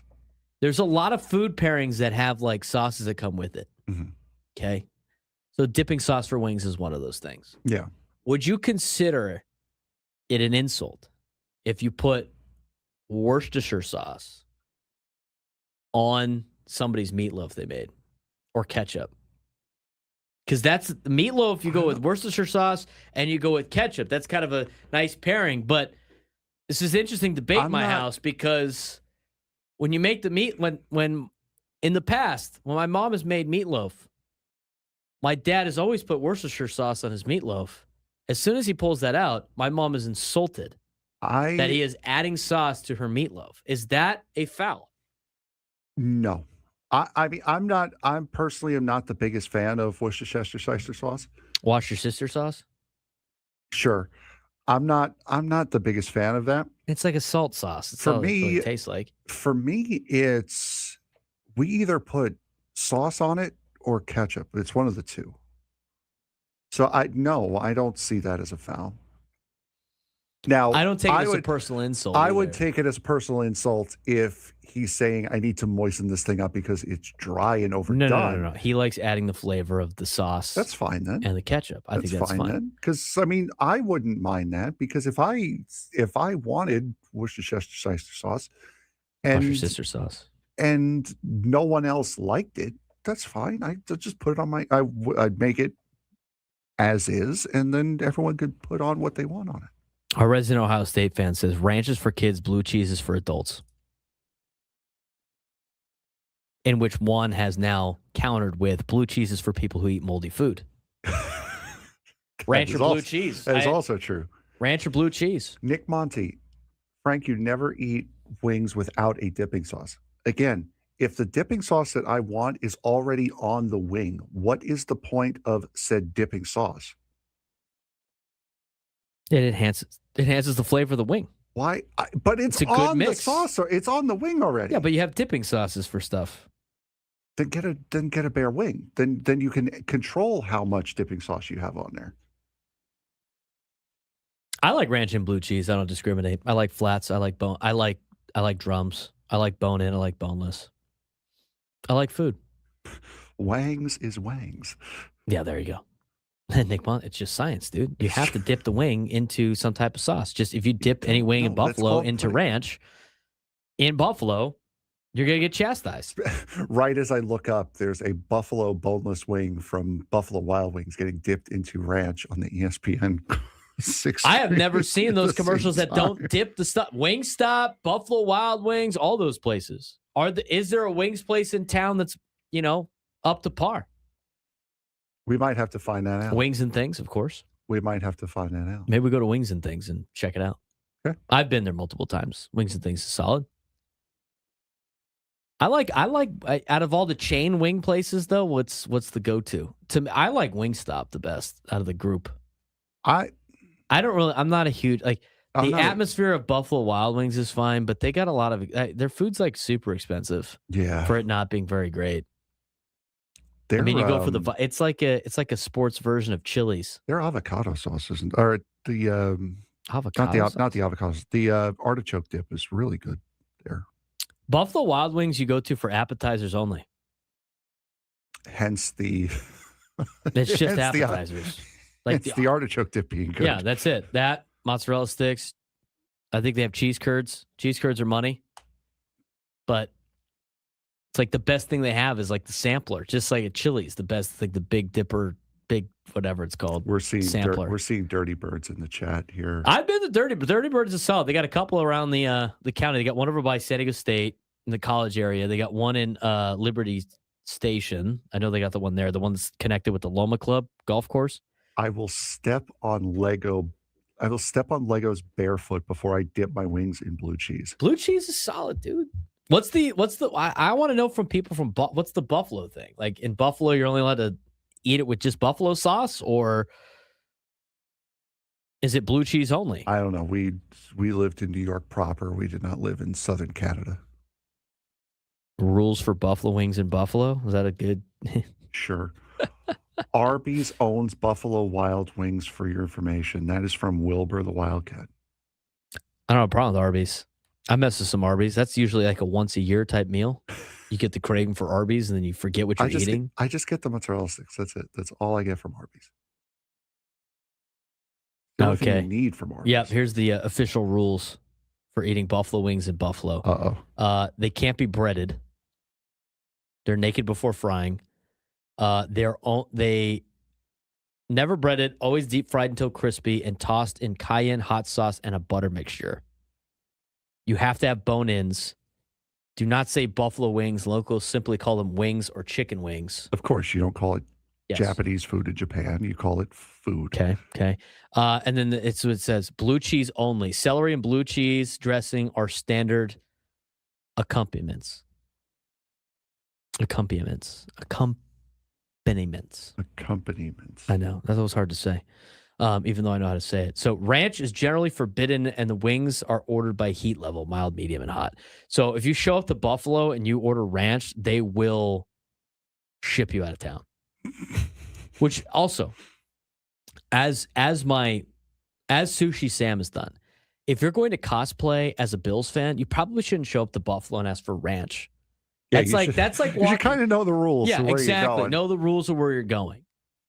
Like when I lived in Texas, you better not order brisket. You better order chopped or sliced. If you order brisket, they'll be like, this guy's not from here. Slopped or chopped, or sliced. Do you want lean or fatty? Juan, you're not far off, actually. You know what it's like taking your 12-year-old nephew out for food? That would be taking your 12-year-old nephews out for food. Go to a food place with Frank and Crumb.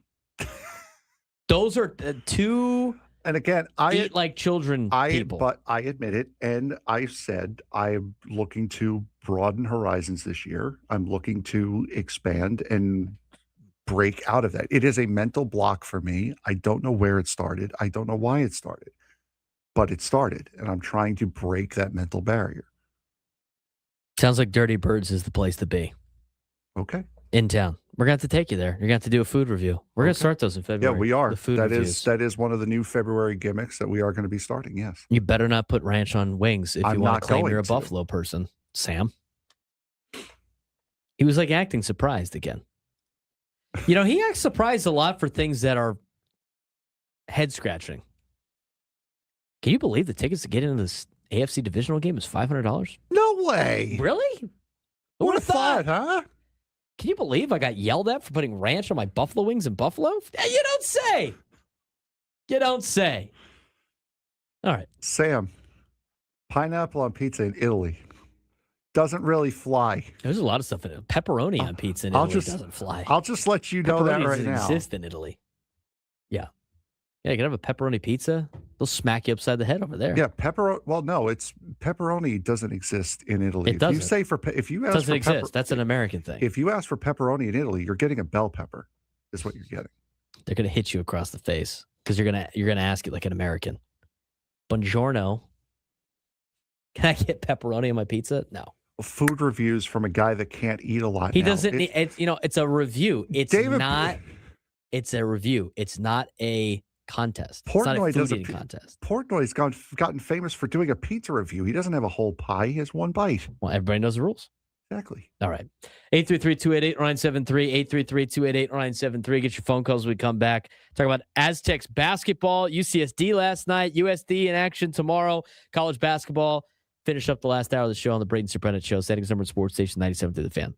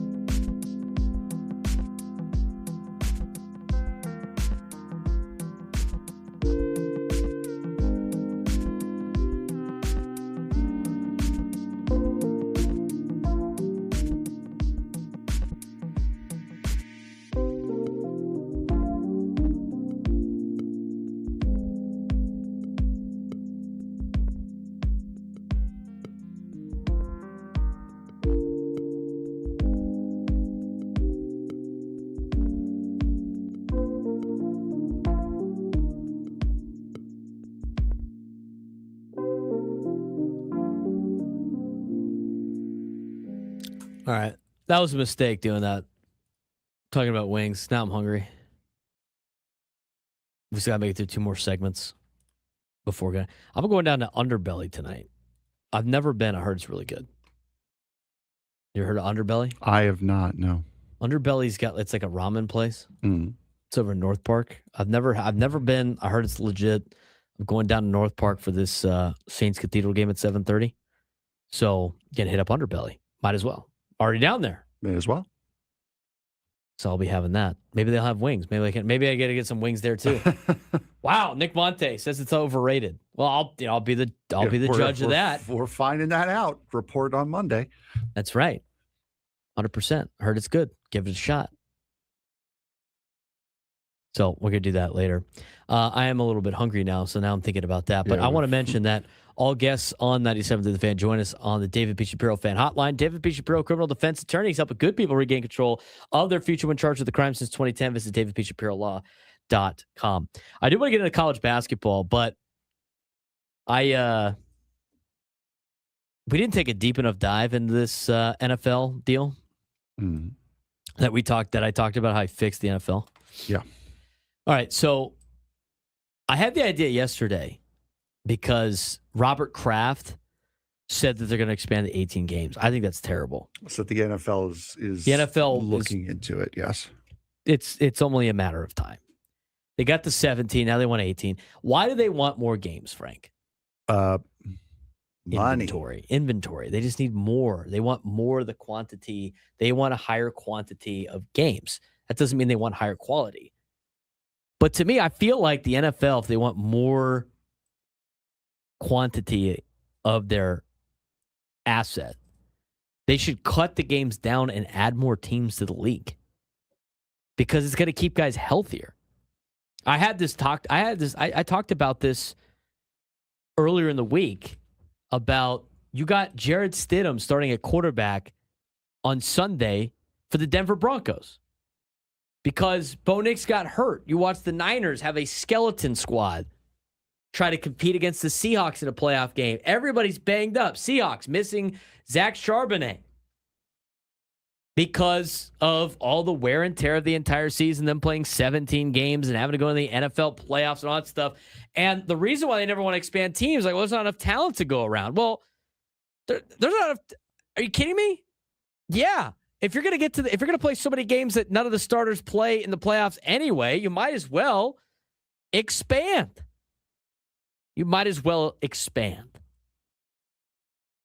Expand the amount of teams and cut the number of games down so they're quality games. You are the National Football League. And what's the biggest concern about doing that, Frank? What is the, aside from like being able to fill out the rosters, the most important position in the NFL doesn't have enough of those to go around? Mm-hmm. That would be the what position?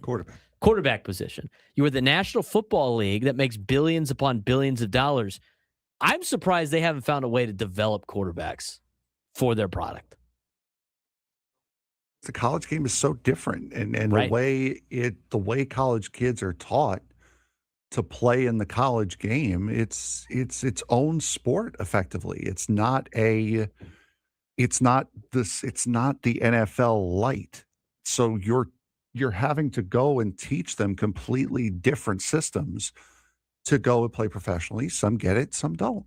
I also think 7-on-7 doesn't help them either because they don't have to deal with pressure all the time. Everything's the same. They got all day to throw. They wait for open receiver, bang, it's easy. It's just the NFL needs to invest in a way to get their quarterbacks up to be able to develop more than just like the 3 or 4 quarterbacks, because every quarterback in the draft, it's getting less and less of guys that are good, solid players. We talked about this a couple of weeks ago. The era of the best quarterbacks is over now. It's over. You have a couple of lingering guys still from that era, the end of that era, but the new quarterbacks coming in are not amazing. Fernando Mendoza, who just won the national championship and is a Heisman Trophy winner, he's not changing the Raiders. No. He looked like he's a system quarterback. And we saw it all throughout the college, the national championship game, and any of the other playoff games. There's no, like Jackson Dart said with John Gruden, there's no snap count anymore. It's just That's all it is. It's just a clap. There's no reading defenses. There's no adjusting the line. There's no changing coverages. It's just go. That's all it is. It's just clap and go. So you look at that portion of the game. I still think if you expanded to 40 teams, which is what the NFL had rumored to be doing that. Here's the thing, though. I don't think it's lucrative. Well, I mean, I'm sure they'll make money, but I don't think it's better for the NFL to have a team located internationally unless you built an international league. Because the travel and making your players play 18 games and then have to travel out there multiple times, or even worse, if you put a team in London, having that team have to fly to the United States all the time, it's not very feasible. I think it's still better for the NFL to have the international, if they want to do the international realm of things, is to have games internationally and have everybody play one international game a year. I still think it's better to do that if you have more teams in the NFL. Add 8 more teams in the NFL. You're getting more quantity. Not quality, but you get more quantity, which is exactly what the NFL wants. They want more games. They want more eyeballs on games. They want, to adjust their TV contracts. So you add 8 teams. You put 4 teams on the AFC, 4 teams the NFC. Add 1 team per division. I'd keep all the divisions the same as they are and just start adding teams to these divisions. I mean, you already have the Dallas Cowboys in the NFC East. You don't need to really change anything around in terms of the travel there. So what I would do, and I've already put it together, but it's now I just use some city names as an example. And with this, because we're homers and we'd love to have the NFL back in San Diego, I move. There's only one team in LA and there's a team in San Diego, but I made the divisions. They're exact same as they were before, with Salt Lake City being in the West and the LA Chargers being the San Diego Chargers. Just keep it simple. In the South, you add San Antonio in the AFC. In the North, you add Toronto. In the East, you add Montreal. Just throwing a couple Canadian teams in there. Because you can actually make the travel happen. I think they could probably do that with Mexico too, but just as an example. On the NFC side of things, you add Portland to the west. You add Memphis to the south. You add St. Louis to the north. You add Orlando to the east. You play 16 games. You play everybody in your division twice. That's 8 division games, which is half of your schedule. Play 4 of them at home, 4 of them on the road. You play one other division in the other league.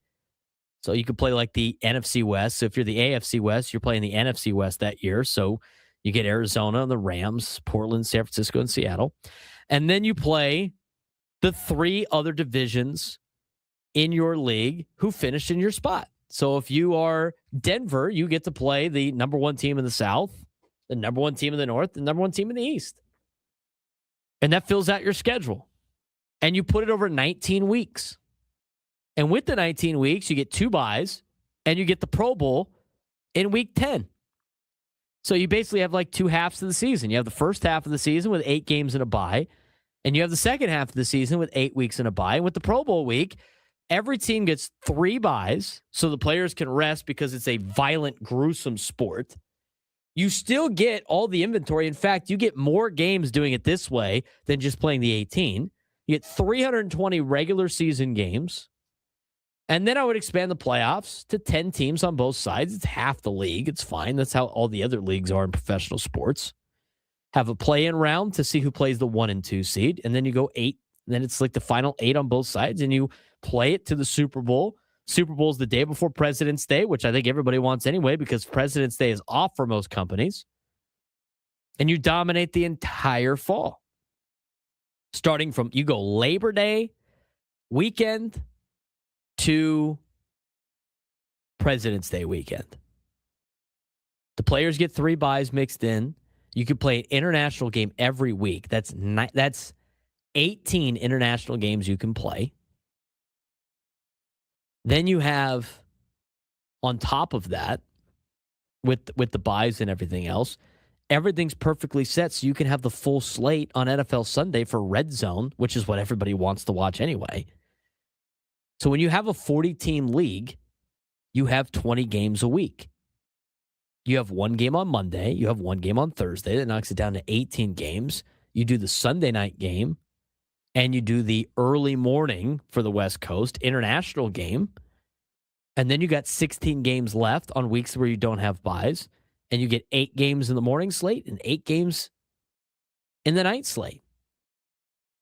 There's the inventory you need, and nobody else has to play extra games. The teams that end up playing the 20-game schedule, which is already relatively in place right now, in fact, it's less for the players, are the teams that make it to the Super Bowl. If you expanded the NFL, and it's surprising they haven't, the only reason why they haven't done that yet is because of the fact that they can't find the quarterbacks. But it's something to look at. 833-288-973, 833-288-973. Dexter in Spring Valley, what's going on? Hey, guys. I want to start off by saying February is an awesome month. The reason why it's an awesome month is a lot of cool people were born on that. Here it is. James Dean, Alonzo Mourning, me. But that's neither here nor there. I want to get on this NFL thing, really. Everything you're saying makes sense, except I want to kind of get your take on this. Back in the 90s, remember, the NFL expanded into NFL Europe, right? Well, they first called it the World League of American Football, then they just simplified it to NFL Europe. What if we have 2 conferences? We got the American Conference and the National Conference. What if we created a third conference, European Conference, and it's all the European teams play each other, and then add a fourth conference, which would cover Canada and Latin American teams, and then that way we have 4 conferences, split up the playoff structure however way you want, and we have 4 conferences sending representatives into the playoffs. So it'll be a true world championship. Well, what do you think of that? I think that's probably what the NFL wants long term, right? I mean, we talk about, and Dexter, appreciate the phone call. I mean, I think in an ideal world for the NFL, they got teams everywhere. But what you have to do is you have to build young kids to play American football in those countries. Otherwise, you just don't have enough players. Like, America can't support. We could barely have the 40 teams here. The 32, they're the 40 teams and fill out a full roster because of how tough the sport is. You would have to have kids in France and Germany and Italy and England and Russia and all of these countries in Europe have to develop their own talent. So then you could put it in a pool and then you have all these international teams. Like soccer has they've been playing soccer for hundreds of years. And so that's what everybody wants to do. And you have the player pool. You don't have the player pool in the NFL yet. I think that's like super long term. But you would have to start somewhere. You start with the 40 teams here in the United States, and then you start building off of that. But you would have to have at least, just to make things fair, if you're talking about conferences, I mean, they have to match it almost. So you'd have to get like 16 to 32 teams in Europe. And then the CONCACAF version, if you will, Frank, of 16 to 32 teams in the Western Hemisphere, right? I mean, those are things that would have to be discussed. That is just, I like where your head's at. That's what the NFL probably wants to do because they want to be the most dominant sport in the world. But in terms of the NFL expansion, I think it's better to expand the NFL to 40 teams than it is to expand the amount of games they play. But that involves a lot of money and that involves stadiums and all this other stuff. But to me, that's where it makes the most sense. All right. Aztec basketball in action tomorrow. UCSD had a big win last night. USD is playing a NCAA tournament level team tomorrow. We're going to get you the full preview and recap of the college basketball week that was, and it's going to be this weekend when we come back to finish up the show on the Braden Surprenant Show. San Diego's #1 sports station, 97 through the Fan. Bet tonight. Not a bad idea. That I'll have more hits than you. Let's do it right now. How much you want to bet? We'll do $5. Oh, God. Oh, it hits ball in the air. Oh, sick, dude. What a great leadoff. What a great leadoff.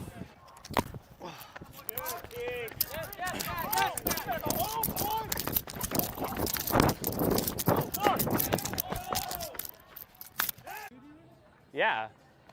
You want to be mic'd up?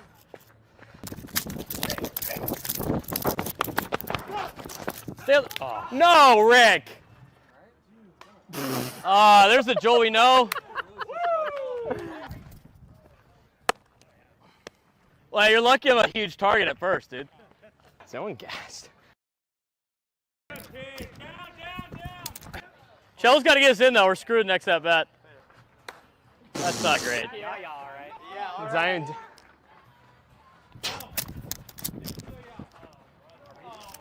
Are you? That is the saddest thing. Are you insane? That is sad. No confidence. You better get a hit now. It's like Moneyball. He's got no confidence, ugly girlfriend.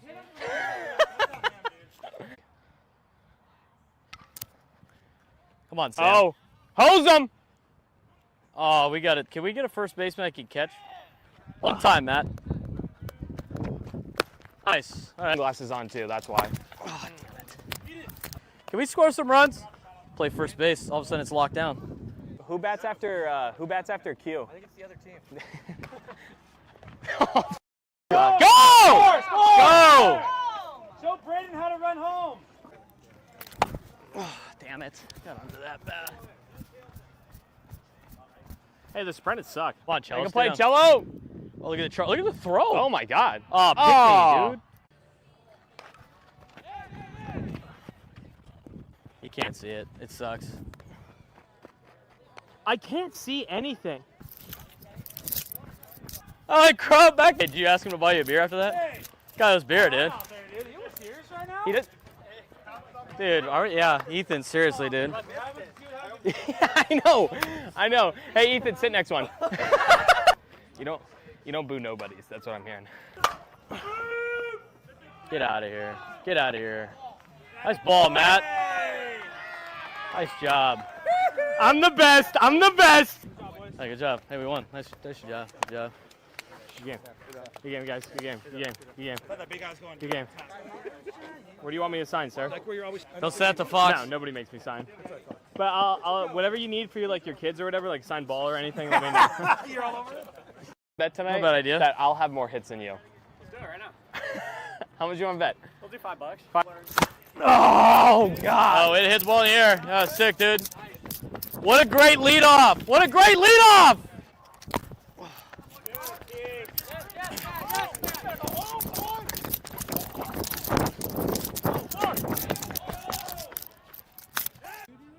Yeah.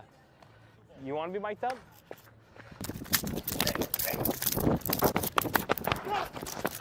Oh. No, Rick.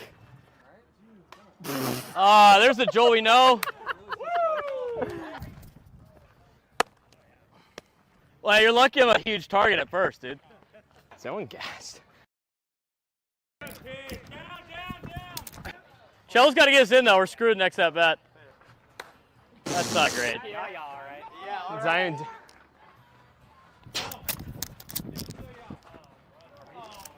Are you? That is the saddest thing. Are you insane? That is sad. No confidence. You better get a hit now. It's like Moneyball. He's got no confidence, ugly girlfriend.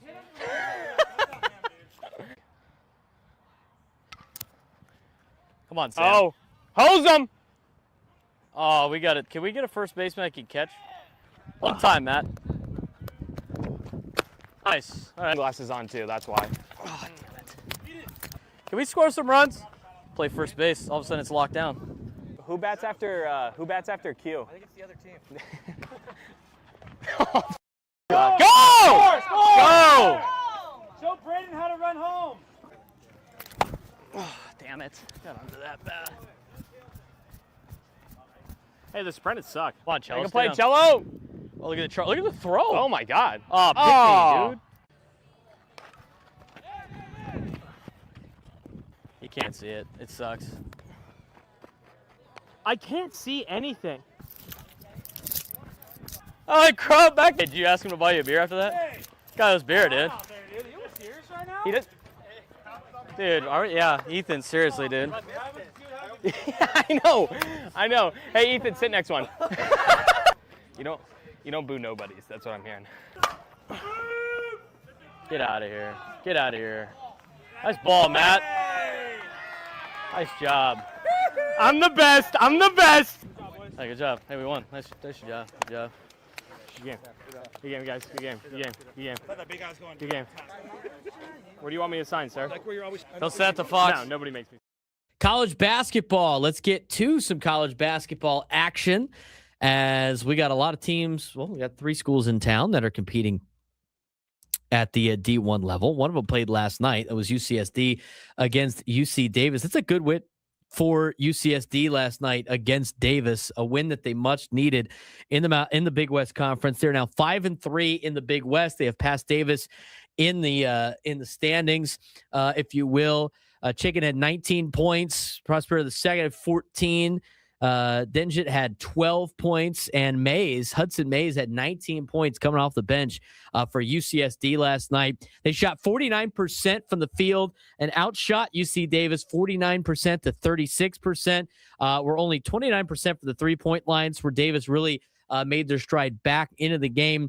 And then UCSD was 19 of 27 from the free throw line and out-rebounded Davis 48 to 33 overall for UC San Diego. And with the win, as mentioned before, take a look at the standings in the Big West Conference. They are now in third place, but one of the teams that is tied for first in the Big West is UC Irvine. That is who's going to be in town to take on UCSD tomorrow at Lion Tree Arena. It's a big opportunity for the Tritons. The Tritons have had success against Irvine in the last calendar year. Went up to Irvine and got a victory last year. Beat them in the Big West Championship game in Vegas. So Irvine's definitely going to have a little bit of an extra chip coming down to San Diego to play this one against the Tritons. But this is an opportunity, Frank, for the Tritons to put themselves either still a game back from Hawaii or in a tie for first place in which they win the tiebreaker because they would have beaten Irvine and they have already beaten Hawaii this year. Yeah, and UC San Diego has done very, very good this year, bouncing back and carrying that momentum from a national championship tournament appearance last year. So I would not be surprised if they were to come out and win this game against UC Irvine coming up tomorrow. That being said, though, UC San Diego has lost a couple of games that you're surprised they lost. Some of the games that they should not have lost earlier this season. So they've shown that national championship tournament caliber style that they had from last year, but they've also had a couple of hiccups along the way this year as well. You take a look at where they're at in the standings and who everybody else is playing. UCSD, as mentioned before, tied for third with UC Santa Barbara. They're both a game out of first place, where Hawaii and Irvine are tied. And if you look at the standings right now, there's a lot of teams tied, and the entire group is within 4.5 games of each other. Last place, Cal State Bakersfield, 2-7 in conference play, 4.5 behind the leader in Hawaii. But you'd factor them out because Riverside took a loss last night hosting Irvine. They're 4 games out of the number 1 spot. So this is a wild, wild Big West for college basketball this year for UCSD in town. They got the big win last night, and they have a big game against Irvine coming up on Saturday. So that's a look at the Big West. In terms of other games going on, as you take a look for UCSD and what to watch for, the Gauchos of UCSB are playing Long Beach State tomorrow at 4 o'clock. Riverside's got Davis on the road. I would imagine it's probably going to be a win for Davis as they try to keep pace. And then, of course, you're looking at Hawaii. They host Cal State Northridge. That's an 8:59 Pacific time tip-off on ESPN+. Again, Irvine and UCSD tomorrow, Lion Tree Arena, 7 o'clock start on ESPN+ in the Big West. And we will have a UC San Diego game on air tomorrow here on 97.3 The Fan. It'll be a 2 p.m. tip. It'll be the UC San Diego Triton women taking on UC Irvine at Irvine. So they're going to do a little bit of the flip-flop. Yeah, so the women will debut on 97.3 The Fan tomorrow afternoon at 2. All right, before we start talking about the Aztecs basketball situation, let's get to what's going on at USD. USD had a big win against Washington State earlier this week. USD is taking on Santa Clara. And the latest bracketology by Joe Lenardi on ESPN.com, which came out today, Santa Clara is a first four team out. They're playing to get their way in to the NCAA tournament outright, trying to make it 3 teams for the West Coast Conference in the NCAA tournament. Gonzaga and St. Mary's are well within the tournament landscape as of right now. Santa Clara already beat St. Mary's in conference play. This is a huge test for San Diego as they try to climb their way through the standings in the West Coast Conference. Now, here's what San Diego is playing for. San Diego's not going to win the West Coast Conference, but it's a step in the right direction if they can move their way up the leaderboard and at least give themselves a better opportunity in the WCC tournament. Now, here's how the West Coast Conference tournament works. For a lot of one-bid leagues, usually like a West Coast Conference or a Big West, they put their teams that have done the best in the regular season further along in their tournament. So in the WCC, the number 1 and number 2 seeds are automatically in the semifinals. And then the 3 and the 4 are in the quarterfinals. And then 5 and 6 have a bye into the next round. And because there's 12 teams in the West Coast Conference now, even 7 and 8 get a first round bye. So if you finish in the top 8, you get a first round bye. If you finish in the top 6, you get 2 byes. If you finish in the top 4, you get 3 byes. And if you finish in the top 2, you are 1 game away from the conference championship game. San Diego right now is tied for 6 because the middle chunk in the WCC is right on top of each other. The problem is for San Diego, they still got to play Santa Clara one more time, which is Saturday, and they got to play St. Mary's. And St. Mary's and Santa Clara are both part of that top tier in the West Coast Conference. But San Francisco, Pacific, Seattle, Portland, San Diego, Washington State, and Oregon State are all within 2.5 games of each other for 4th place through 10th place. So they're playing for seeding right now. They just came off a big win against Washington State. If they could keep this thing close on Saturday, it'll be a good spot for them. As for the Aztecs, and that game will start at 6:30. That's a doubleheader tomorrow at the Jenny Craig Pavilion. Women's basketball at 2 o'clock. Men's basketball at 6:30. As for San Diego State, Aztecs are taking on UNLV coming up this weekend. They will be taking on a UNLV team that just knocked off Utah State and a UNLV team that can be scary at home, but a place that San Diego State has done a lot of damage against in the past. Now, San Diego State is the number 1 team still in the Mountain West Conference after the loss to Grand Canyon. They are still projected to make the NCAA tournament. They are currently that spot that is the conference champion spot by Joe Lenardi. They have them as an 11 seed right now. That just tells you where the Mountain West is in terms of overall performance. Utah State, after 2 losses in a row, have dropped down to a 9 seed potentially. And New Mexico, he has in as a last 4 in team, Joe Lenardi does, as an 11 seed playing UCLA in a play-in game. So for San Diego State, after losing to Grand Canyon, they got to bounce back against UNLV. UNLV is not as good as Grand Canyon is, and their environment is not as difficult as Grand Canyon home environment was.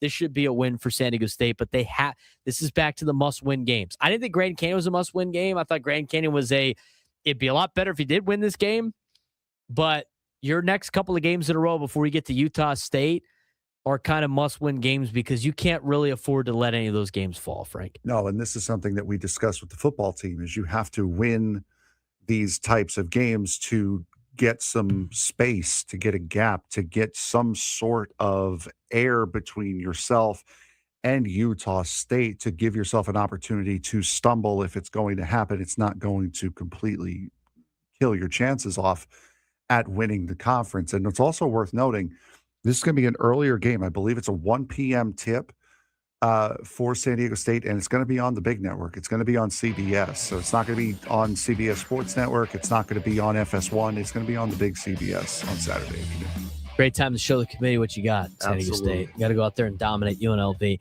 He's Frank Marchese. I'm Braden Surprenant. Another big week of shows. We appreciate you guys joining us. Look forward to talking to you again next week. Breaking down what happened in the sports world. AFC, NFC championship game on Sunday. Aztecs basketball Saturday. Got a lot to talk about. Have a great weekend. Talk to you guys Monday.